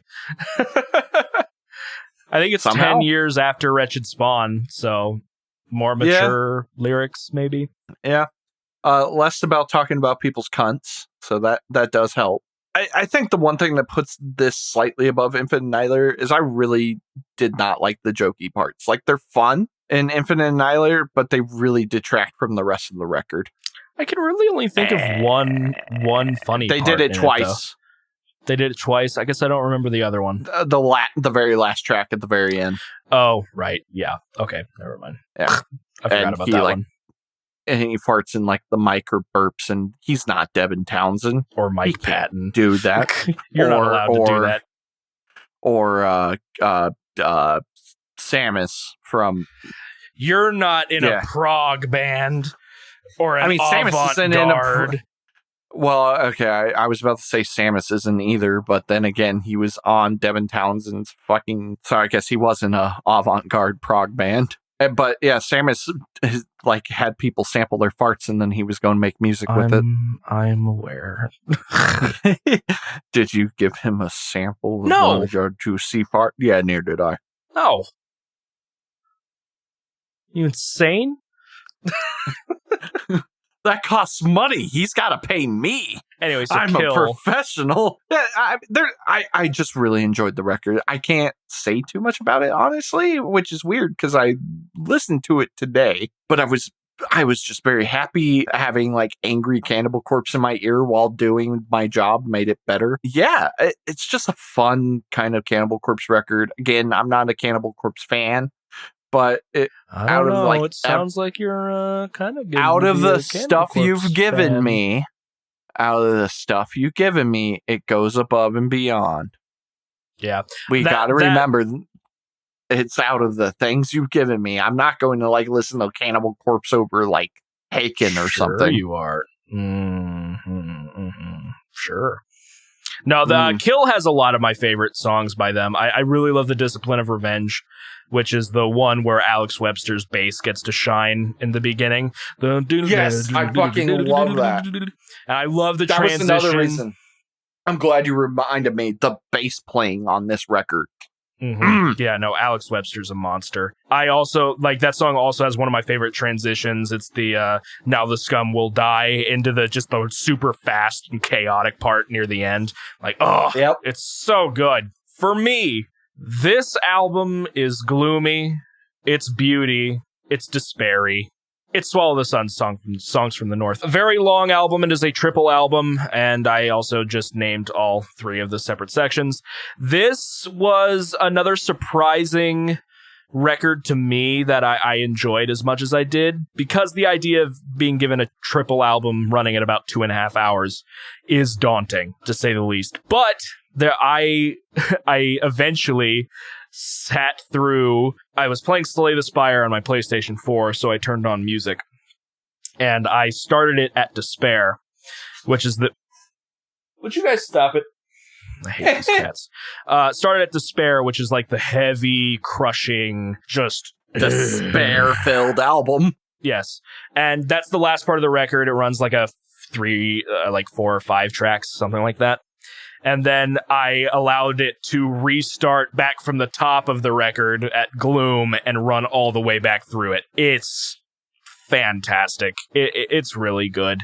I can take or leave most of the songs on Beauty, to be honest, but none of them are bad. I think one thing that helps with this record is the fact that each of the records on it are so different in style. Yeah. No, I agree. My favorite is probably Gloom.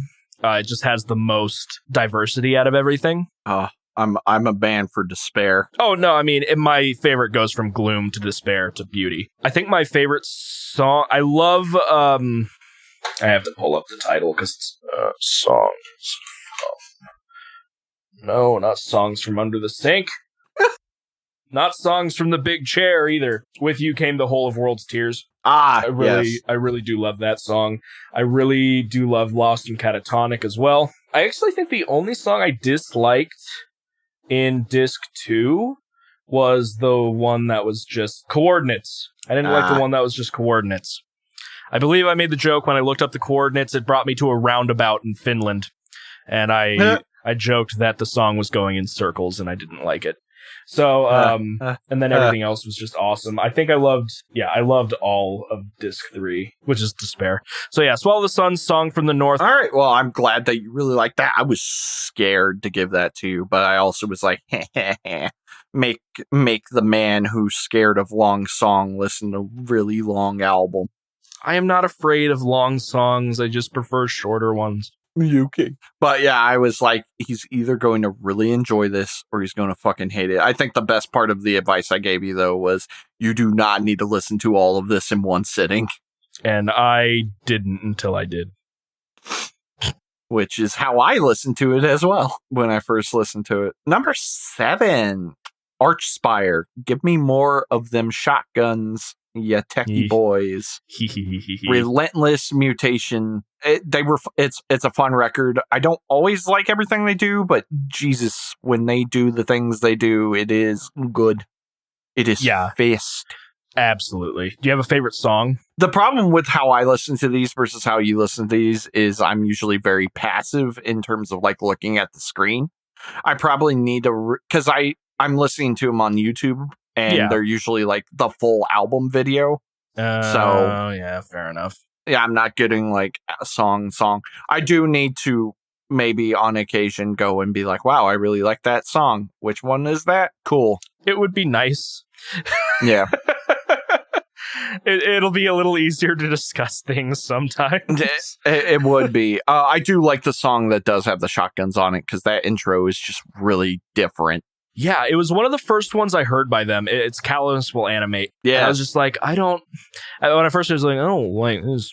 Too fast, and I don't like the vocalist. He's too fast, and it makes me mad. No, but then when I gave you Bill Witch, you were like, "It's too slow. It's too slow."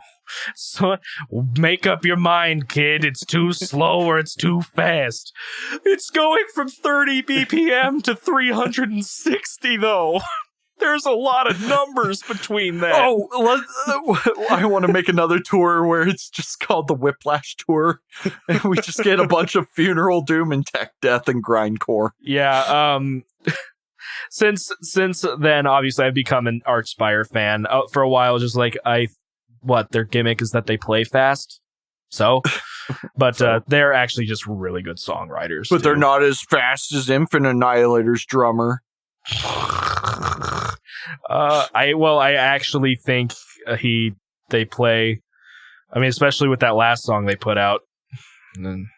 Yeah. Now, don't get me wrong; it's edited to death. They're tight live, but they're not that tight live. There are definitely some trigger advantages, probably here and there and everywhere. I mean, I don't consider triggers cheating, especially when you. I don't consider triggers cheating. Some people do anything at all. Well, they're dumb. Agreed. Go watch Samus's hilarious trigger video. Yeah, I do. Change your mind. Funny. So, the best part of that is when he just hit. He's like, man, just because I hit it once doesn't mean it'll rapid fire 50 billion times hits at once. Machine gun fire. Yeah. Number 7 for me. It's another mellow death band. This is Insomnium's Winter's Gate. I'm actually kind of surprised you liked this one this much. It was very good.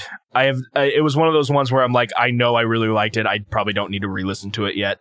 It was the only album that I found a lyric video for the whole thing, and I really wish that some of the other ones had those. Especially those concept albums that I constantly throw at you. Yeah. Yeah. No, but Winter's Gate was really, really good. I remember just loving almost the entire record, I think. Winter's Gate. Just play the song. No, just go to the album. Go to the album. That's weird. I only have one of the songs liked, but that's dumb. No, I really did enjoy it. Yeah, of course you only have one of the songs liked. It's because it's a one-song album, even though it's split up in Spotify. I really love the textures throughout the record. The story is really cool. It's wunderbar. So it's too bad. It's too bad I didn't introduce you to this back in 2016, 17, whenever it came out, because you would have been able to go see it live in its entirety. And that was a fantastic show. I can imagine. Number 6, Strapping Young Lad, City/Alien, because I'm a fucking goob.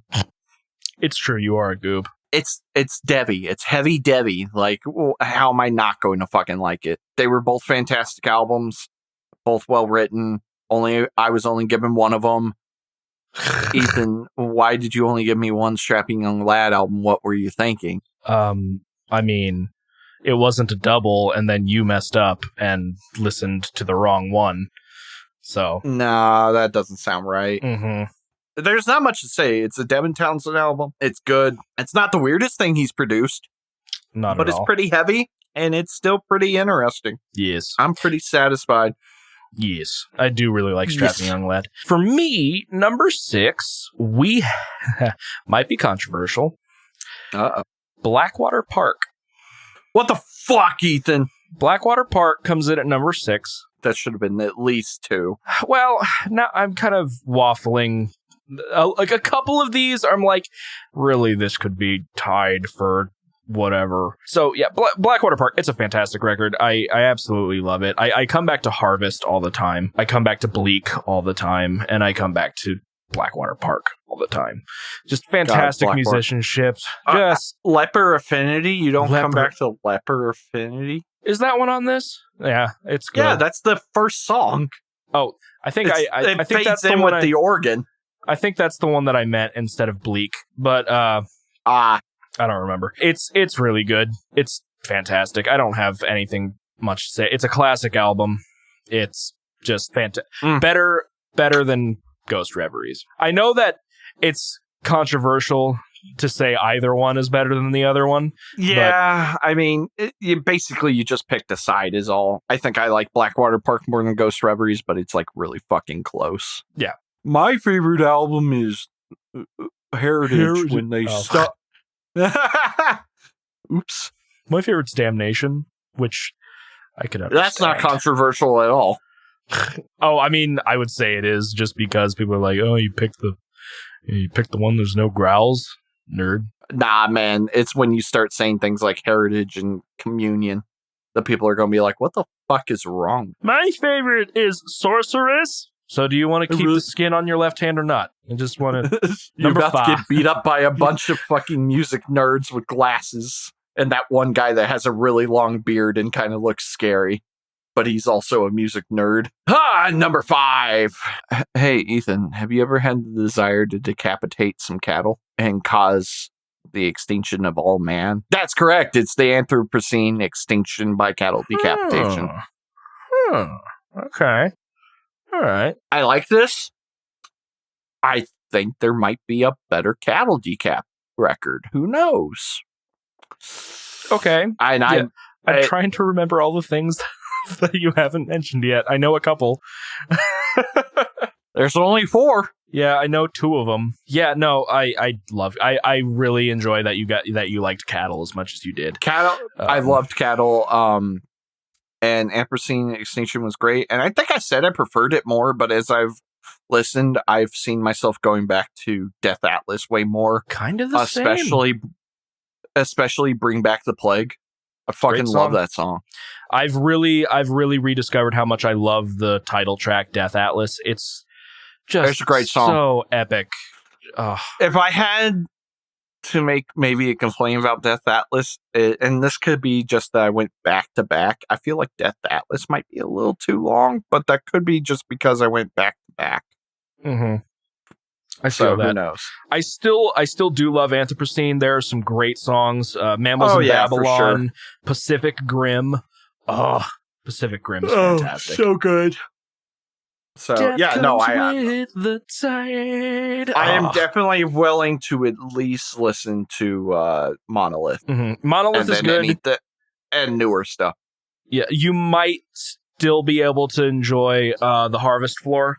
That is technically the first record where they start playing with melodic vocals, but it's a bit rougher on production. But Monolith on up, fantastic. Dave Otero is just a madman, and he also does Archspire's new music too. Just he's so good. I would so good blow this man to get half of his friggin' talent. Dave, call me up, Dave. Hit me up, Dave. Hits you up with a restraining order. No, Dave, please. You're not allowed to listen to any of my music either. No! Number 5 I come into work. I'm like, man, this new Archspire and cattle decap's so good. They had to chain my hands down so I couldn't saw my own head off. We're in our top 5. Winter Horde, Underwater Moon. Yeah. Oh, I'm so happy this is so high. This record is so good. Somebody needs to listen to the other one. Maestro. I know. It's you better fantastic. Hurry before I give it to you. Literally the only complaint I have on this record is the 4-minute gap on the end one in between. Yeah, the end of the song, because that honestly should be the outro because it is so good. Put 10-second gap and then have that come in. Mm-hmm. I've honestly thought about doing the wave file for that and trimming that down. Yeah, that is literally my only complaint. I love the vocals. I love the the vocal hooks are great. The different instrumentation is wonderful too. It is a fantastic album. I have you looked into the lyrics at all to get the story?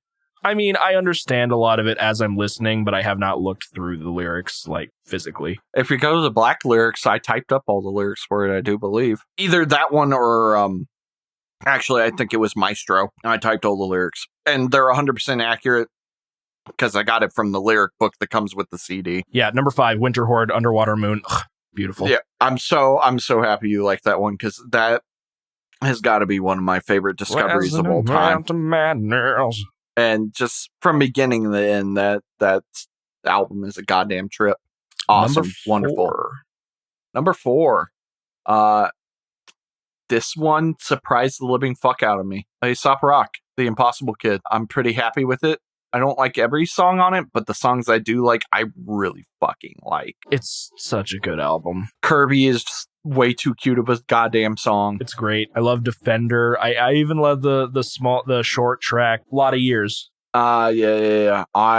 I gotta say though, I think my favorite song off of it is got to be Rings. I don't know what it is. It could be the fact that I'm a musician but also struggle with depression. This song and the struggle of being an artist and having your creativity kind of be there at one moment and then gone the next really hits hard. I think he's a fantastic lyricist. The samples and instrumentation he does, it's great. Yeah, and he produced the whole record himself too. And it sounds good. It's a great record. I definitely want to check out more of his stuff. So yeah, Rings is the most played off the record, and it is good. I don't know if it's my favorite, but it's a great track. So I'm really, really happy with this one. This has got to be probably. I mean, obviously, it's in my top 4 out of everything. When it was a surprise, I've never even heard of this. This has got to be the one that I was like, whoa. My problem is now is when you were talking about Anthropocene, I'm like, the only ones I remember now are Death Atlas and Aesop. I don't remember the other ones anymore. Well, you'll have a happy surprise. Number 4, Deconstruction by the Devin Townsend Project. Hey. If you want to hear my thoughts, go and listen to the last episode. It's very good. I think it kind of dies down after the Mighty Masturbator until Deconstruction, the title track, kicks in. But it's Devi. Ugh, it's so good. Samaria, just listen to just 9 out of just 9 out of 10. Samaria Fantastic. And the Mighty Masturbator, just You Are songs. Just the whole You Are is great. I love it. I love it. You ready for number 3? Number 3. Let's go. I can't believe you forgot about this. You're not going to be surprised it's this high. It's Catch 33 by Meshuggah. Ah, yes. I forgot about it because honestly, that record was just kind of a throwaway for me. Right. I knew you were going to like it. I was giving you a break. Yeah, Catch 33 is just fantastic. Reasons I like it. It's Meshuggah, but it's not the era of Meshuggah where he doesn't know how to fully growl yet. I remember it. I remember the rest. Ooh, I don't know what your number 1's going to be. I remember. All right. So yeah, no, Catch 33 is fantastic. It's a great very, record. very good. I want to listen to now. I want to listen to some of their other stuff. I really wish Cyanide Christ was way better, but I hate the vocals. The Frog Leap Studio Rob Scallon cover is so much better. 10 out of 10. Fantastic. I'm like, I want them to go back and re-record that song with newer vocals. Yeah, no, it's great. I is very similar to Catch 33. It's a little bit more... It's a little bit more experimental, I think, just with some of the choices. The one they refuse to play live. Yeah, I mean, it's 21 minutes long. Really, really good. I do listen to that on occasion. Yeah, it's fantastic. Yeah, I completely forgot I gave you Meshuggah. All right, cool. My number 3, Haken's Contagion. That's where it is. And also a honorable mention to Cockroach King, which is still my favorite Haken song. Haken is so good. And yet you haven't listened to any of their other albums. I haven't.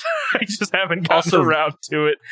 Hey, Ethan, you might want to correct yourself. The album's called Virus, not Contagion. No, you are right. My bad. Haken's Virus. I was close. Yeah, fantastic record. I love the vocals. I love the writing. The Ectobius Rex. No, that's not what it's called. Messiah Complex. My favorite being Ectobius Rex because it has the Cockroach King callbacks. It's just a good record. I'm so happy. I mean, like, I was pretty convinced he would like it if for no other reason than the vocals itself.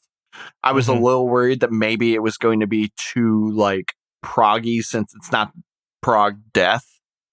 Well, you also gave it to me after Native Construct, which I did enjoy. True. Did I give it you after Native Construct, or did I give it to you before Native Construct? Native Construct they were back to back. They were not back to back because Native Construct was episode 4. Then we had Opeth Cattle, and I think you gave it after Opeth. Oh, I think. Yeah, I forgot. They would have been back to back had they not been the double episode. Yes. So Haken's Virus is just so good. It's great. Their album Affinity is pretty damn good, and then The Mountain and Visions are fucking fantastic. I'm not a fan of Aquarius myself, but a lot of people like it. That is one of the only albums where he growls. And all of their albums are concept albums in some way, sense, and form. Some of them are more easily understood than others. Good. I'm glad. I'm very glad. Number 2, Nadir by Black Tongue. I'm just fucking love this record.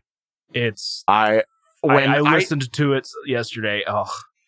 I put it this way. I had completely... There was like a large section of stuff that I didn't even remember what it sounded like or listen to. Infinite Annihilator, Nadir, fucking... what else? Suffocation, Archspire, Cryptopsy. I think maybe I was just in a really bad mental space during those. But those turned out to be like some of my favorite... I mean, not Cryptopsy, but the rest of those turned out to be some of my favorite ones you've given me, especially Nadir, Black Tongue. It hits the chug and slowness that I really like, but it's so goddamn heavy. It's so... I love Alex and Tenyon the riffage on is vocals. so good, and the vocals are wonderful, and it's just... He's just a very unique vocalist. His voice comes through a lot. The way he enunciates certain words. Just, it's so good. Second Death has my favorite breakdown ever. It's just... I want you all to suffer as I have suffered. Honestly, if I was to go back to this, now that I'm in a better mental space, I'd probably give this a perfect 10. Honestly. Ooh. Oh, I think you gave it like an 8 originally. Yeah, it's so good. I just got paid, and I am thinking about going on Amazon and like buying the fucking thing. I think with some other stuff.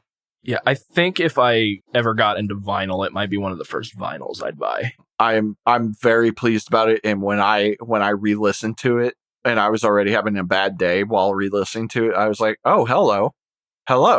What it? oh, this is, wow, this is quite delightful.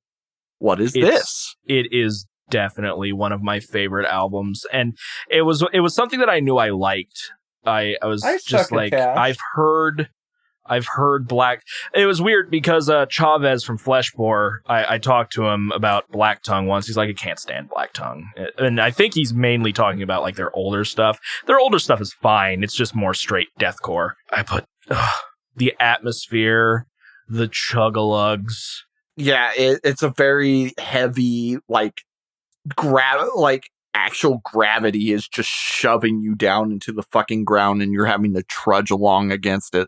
It's like Goku fucking training. Yeah, man. I don't know why I'm weebing out today. I was listening to it yesterday, and I started thinking, like, I need to figure out who mixed this record.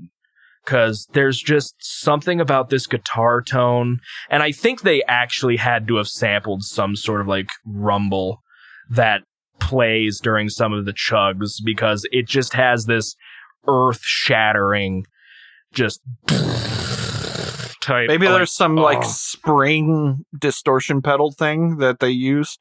Maybe. It's just, It's a great record. Because like so now they got those like new optical pedals with the fucking springs built in them and lasers. They're fucking weird. Mm-hmm. Yeah, I'm certain it's more of like a mixing decision, but it's so good. It's so good. I'm glad you really liked it. I didn't expect it to hit number 2, but I'm glad you really liked it. I'm glad that I re-listened to it because it definitely deserves it. Absolutely. So I waffled a lot between 1 and 2. I originally thought I knew what my number 1 was going to be, but after re-listening to what I figured my number 2 was going to be, it kind of changed. But you could easily just say these tied for first. My number 2 is Batushka's Liturgia. I have no clue what your number 1's going to be. Good, don't look it up. Liturgia is just it's such a good album. It's different, it's unique. The Gregorian chanting mixed with the black metal is just a breath of fresh air. I grin every time I listen to it. It's fantastic. I don't think I can really sing its praises enough. Just go and listen to my review in that episode and listen to Mitch have his mind blown because he can't believe that I liked it so much. I thought you were fucking joking the entire time. No, it was the first 10 that was ever received for any of the albums. And my next one, I gave a 9.5, and it is also going to be a 10. I changed it. But yeah, Batushka's Liturgia. It is so good. If you've never listened to Batushka, I highly recommend it. I've even listened to most of their other material. So make sure you listen to Batrushka, not Fake Tushka. I don't know which one's on Spotify. I just listen to what pops up. So yeah, Batushka's Liturgia. It's real good. It's real good, bud. I, on the other hand, know what your first number 1 is. Yeah, I think most people do. It's man, it's hard to say. It's Opus Blackwater Park, best album. It's actually, Disco Volante. It made first and last. Here's my minute by minute review. Here we go. It's like, okay, yeah. Oh, dude, this is kind of cool. Oh my God, where's my gun? I gotta shoot my I gotta kill myself. No, Mitch, wait. It'll change. I can change. I know, you always change. You never stay the same. That's the problem. Yeah, no, number 1 is From Mars to Sirius by Gojira. How many more of these jokes will I make? Say it before I do. It's Death Atlas by Cattle Decap. I like Cattle Decap. I was wrong. What can I say? Can you say that again slower? I was right and Ethan was wrong, and the version of me that was wrong was an alternate dimension, and I've always liked Cattle Decapitation. I just didn't know it. Yeah, no, Cattle is one of my favorite bands, if not my favorite. Yeah, I think the person that originally showed me Cattle Decap which, I mean, I think this was, when did Anthropocene come out? 2015. Yeah, so I got shown Cattle Decap in high school. So I was introduced to Cattle Decap with the grindy stuff. Oh, so you were shown like Monolith. Yeah, when did they show me? I think they showed me I was driving, so it was either 2010 through 2012 or 2013. I believe Monolith came out in 2011. It was probably off of Monolith. Yeah. Oh, no, and that I was listened 2012. to But yeah, so. it was still probably Monolith. And I listened to a couple of things and I was like, ew, gross. And then I think I listened to a couple of things off of Death Atlas, but I just might not have been in the right mindset. Like when Death Atlas came out, because people wouldn't shut the fuck up about it. Well, you said that you had listened to Bring Back the Plague and you didn't like the singing. Yeah. Which is funny because now I'm like, oh man, my favorite part about Bring Back the Plague, clean vocal part. Bring back the plague. Ugh, I love Travis so much. So Travis is a fantastic vocalist. Stop offering to blow people. How much music do you not want to listen to? Anyway, yeah, no. There are sounds that I do not like that Travis makes. That does not mean Travis is not a good vocalist. Jesus Christ, he's possibly one of the best in the business when it comes to like growling death metal stuff. That man can make noises that no man should. It's like him and Dickie Allen. Yeah, like he's not my favorite vocalist of all time. That would probably be Michael Ockerfeldt in his prime, but he's a really good vocalist, and the writing's fantastic, and the instrumentation is so good. So I was very happy. I remember like I had gotten up for like work or something like that, and I was like, oh, I should probably put on the fucking record and listen to it. And I think I listened to Anthropocene Extinction first, but I was like brushing my teeth while it was playing, and I was like, wait a minute, is this good? Hold on, is this really fucking good? Yeah. I think when we originally talked about it, you said it was manufactured extinct from Anthropocene because it was the bang, bang, bang, bang. Just yeah. I was just like, I poked my head out of the bathroom like, maybe I like cattle. Maybe I was wrong. And then I listened to the albums, and then I bought the albums. They are the only albums you have given me that I have bought. I have everything not else, any of them because I yes, don't but have you money. you also utilize Spotify, and I don't. True. I otherwise I had to re-listen through YouTube, but yeah, Death Atlas is a fantastic record. My only complaint might be that maybe the cleans were a little overused, but that's like kind of pushing it. And that it might have been a little bit too long, but like whatever. I just love I'm having issues remembering what songs are called now. It's getting a little late, folks. What? It's only 1:30. We've recorded later. We have, technically. I love Finish Them. The fire on the horizon. Yeah. Just, And every time I think I'm sick of One Day Closer to the End of the World, just that just hooks me right back in. I was like, it's so good. It's so good. With all disrespect, Time's Cruel Curtain. And I'm definitely going to have to pick up Nadir and Catch 33 and probably The Impossible Kid. The rest of them, I'm like interested, but they're not like on my top. Like I need these now. Plus, there's a bunch of new stuff that I'm like, I kind of want to get these right now, and I don't have the money to do that because CDs are expensive. Yeah, I actually so I've been thinking about going to the world of Flax. I don't know, I just want to try one out. I think you've told me this before. And I think I'm gonna buy Death Atlas or something on FLAC just to see how it sounds compared to like Spotify, but not gonna do that for now. But yeah, dude, I am really glad that you liked Cattle. I mean, hey, would you want to borrow my CD and rip it? It won't be FLAC, but it'll be Wave, and they're pretty much the same, aren't they? I guess. There are technically differences people rave about, but my thing is, like, I'm fine with using Spotify. I mean, I just wanted to see how it Wave sounds. Is going to be the purest sound, because that's the one that comes straight off the mix. Well, apparently Flack is. I don't know. They're both lossless files, so I don't know what the differences are. Honestly, it's probably one of those things where people are like, no, man, I really can hear it. Like, I can hear that different kilobit rate. Like, totally. It's totally distinguishable from MP3, but like the high quality MP3. I love the one meme I made. It's like I'm an audiophile. What does that mean? It means he's afraid of MP3s. Oh yes, 192 90 kilobit, which is the audio equivalent of gravel. Yeah, like, look, I get it. Might as well transition. I get it in some sense because, like, technically my eye can't perceive beyond 30 hertz frame rate.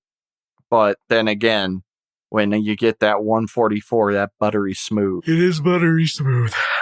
All right. It's very buttery smooth. Let's finish. Let's wrap this up. My number one, like I said, I bounced back and forth with these, man. But after some deliberation and a re-listen yesterday, I think my number one is Septic Flesh's Codex Omega. Yes! It's just amazing. I love everything about it. Obviously, I've been bringing up vocals a lot while we talk about our list because I'm a vocalist. Dude, next to like Alex Tenyon from Black Tongue, they both have a very unique growl, a very unique their voice comes out a lot, which I absolutely love. The symphony is obviously just adds an extra layer of epic to the sound. Man, Codex Omega is just like I said, I originally gave it a 9.5, and I said on a good day I could bump it to a 10. I think 10's my default. It's just, like, it might even be an 11. It's just so good. It's so well written. The mixing is perfect. Mm-hmm. God, the guy's fucking vocals going that low but projecting that loud. Mm-hmm. Oh, man. And I remember when Tyler joined Fleshbore, we were talking about like Flesh God or something like that, because they were like the main symphonic death metal band I knew. And he's like, yeah, Septic Flesh has been going for like long, well, not with symphonic stuff, but as a band they've been around much longer. He was like, yeah, Codex Omega is amazing, you should listen to it. And I just never got around to it. I was like, I like Flesh God Apocalypse, so I don't need new bands because I'm stupid. And just it's very, very, very good. The other records are fantastic in terms of the symphonic stuff. Yeah, I've listened to a little bit of Communion, I think is what it's called. Yeah, that's the first record with Anubis and stuff. Mm-hmm. I've listened to a little bit of that. I've listened to a little bit of the next record, I think, too. Just haven't listened to anything all the way through. But, The Great Mass. Oh, yeah. It's just fantastic. I love the writing. I'm definitely looking forward to anything new that they come out with. I don't know if they're in the studio right now or not. But I can't remember if they are or not. That's it, guys. That's like 50 albums, 52 albums ranked. Yeah. It's been a good year. I'm looking forward to another year. And you better figure out more music. Yeah, definitely. I'm probably going to have to start breaking into some stuff I listened to a while back. Like, I've considered like diving into like the very first record I ever bought, like Whitechapel's early stuff, things like that. Gross. Nah, Whitechapel's great. But that's our list, guys. We've been recording for nearly 4 hours. This is the longest we've ever recorded. At least for a single episode. I am going to be cutting it down. Yeah, there was definitely a lot of empty space because pee. Yes, urination, no breathing. At some point, we just both got to listen. We got to both listen to that Papa Roach record. I've never listened to Infest. I've never listened to Papa Roach. There are a couple of good songs, but anyway, guys, I don't have anything to I even if I had stuff to talk about, I want to go to bed. So let's go ahead and wrap it up. We're gonna kick off another year of Distorted Entertainment. So Mitchell. Oh, you didn't hear I quit. Oh yeah, yeah, fantastic. Yeah. So Mitchell, what do you got for me on our 20? I have to come through. 24th? I don't remember. I keep waffling between two. I mean, you're going to get them eventually. Do I want to go metal or prog rock? We'll go metal. We'll see what you think.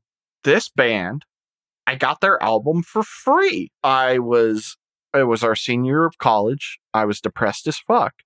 But Gojira had announced that they were going to re-release their first record. Mm-hmm. And I was so happy because I could not fucking find a CD of their first record that wasn't $200. Yikes. So I bought the record, but you had to buy it directly from the French recording studio, producer, whatever you buy. Mm-hmm. And they gave me a bunch of gifts. And one of the gifts they gave me was this band's CD, and it's the only one that they've come out with. It is a band that I would describe as Gojira-esque. They're from Australia, and they are called Sanzu. Wow. Sanzu, Heavy Over the Home. And it is not the right one. Heavy Over the Home? Wow. That is a long album. No, it's not. What did they tell you? 15 songs, 70 minutes? Yeah. No, it ends at Colorblind. The rest is B-side stuff. Okay, fair enough. Okay. Because that was like one reason I haven't given this to you for the longest time was because I was like, I love this album, but Jesus, it drags after a little bit. And then I found out that that's not the full, that's way more than the full album. And I want to double check that because they're from Listenable Records. Yeah, so it ends at Colorblind. Gotcha. 18 Days of Rain, For All, Defamer, Variant Red, and Lunar Crush are all bonus tracks. Gotcha. They have 677 monthly listeners on Spotify. So, okay, yeah. It's a heavy, crushing record. I fucking love it. I always come back to it. There are songs that I'll like listen to it, and then immediately I start the song over again. Gotcha. Okay. I was so happy when they sent me this record and I just put it on and was like, oh my God. All right. So for you, I have a question because I know you've probably been shown this band before because it's one of Joey's favorites, but I don't know if you've ever listened to it. Huh? No. Oh, Pale Horse Named Death. Horse Named Death. Have you ever listened to their And Hell Will Follow Me? I don't think I've actually ever listened to a full record, if any of them at all. If I have, it's only been like maybe a song or two. It's definitely something that is not in my brain right now. Let's put it that way. I don't remember listening to them, but obviously I know them because I was Joey's roommate for a year. Oh, you were? Didn't know that. Oh yeah, our senior year, him, me, and then I don't know if you remember Guy, but that was one of his old roommates and one other person. I know of Guy. I think Guy roomed with Jake for a little while. Yeah. So interesting. I mean, I don't know that, but yeah, it was us four together. It was a decent roommate experience. Me and Joey shared the one bathroom and our bedrooms were next to each other. And that was a pretty good experience. One of the better roommates I've had throughout my years. So, yeah, I mean, this was just kind of something I remembered because I was panicking. Like, also, if you're ever panicking, just to help you out, I haven't listened to Woods of Ypres. Gotcha. I still haven't listened to a full. Well, I have. I listened to their very first release. Glenn Fricker actually did that one. It's good. It's black metal-y. It still has some doom, but it's actually a lot more black metal than it is doom. Still the same people too. Anyway, I might have to give you that sometime as well. But I think for now, yeah, we're gonna look at a doom/gothic metal band called A Pale Horse Named Death.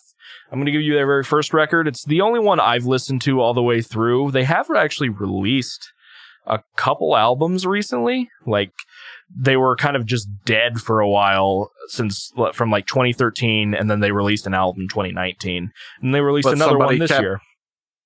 So somebody kept beating the dead horse, huh? Oh, no, this one isn't out yet. It's out on the 24th. Oh, that's kind of cool. Hey! Yeah, so I do remember this album quite fondly. I really enjoy the song To Die in Your Arms. Cracks in the Walls is really good as well. And then my favorite is the closer. It's Die Alone. It's probably their most well-known song as well. Probably what I'm going to do this weekend. No, it's not their most popular song. Shallow Grave is. I remember listening to that one. But no, Die Alone has some saxophone. And ooh, you know how I am a sucker for sax and metal. Then you might like one song on this album. Yeah, so I'm going to give you... Yeah. Just messing with you. I'm going to give you their 2011 album, And Hell Will Follow Me. All right. It's been a hot minute. This is kind of like a Letters from the Colony situation where, like, I haven't listened to this in a long time, but I remember liking it. So hopefully that sticks. But, you know, it's certainly not Disco Volante. So, yeah. Well, guys, I don't have anything to really end on musically right now. So just go and support your local music, like we did when we skipped out on a show today to record this. And to be fair, we skipped out on the show because we were eating pizza. Fair, but we also needed to do this. Well, guys, it's been a year of Distortion already. I'm looking forward to another one. I'm looking forward to listening to some more music. Hopefully we find something that I enjoy as much as Batushka and Septic Flesh, possibly. It's been a year now, so we could probably start double dipping on things if we wanted to, but I'd like to try and go as long as I can without doing that. So, I still have plenty, but there are things I do want to double dip on. I'm looking forward to it. Thank you for sticking with me this entire year, Mitch. I know you hated some of it, but don't worry. I'm going to wait a long time before giving you another Primus album. So let's go ahead and wrap it up. I'm just messing with you.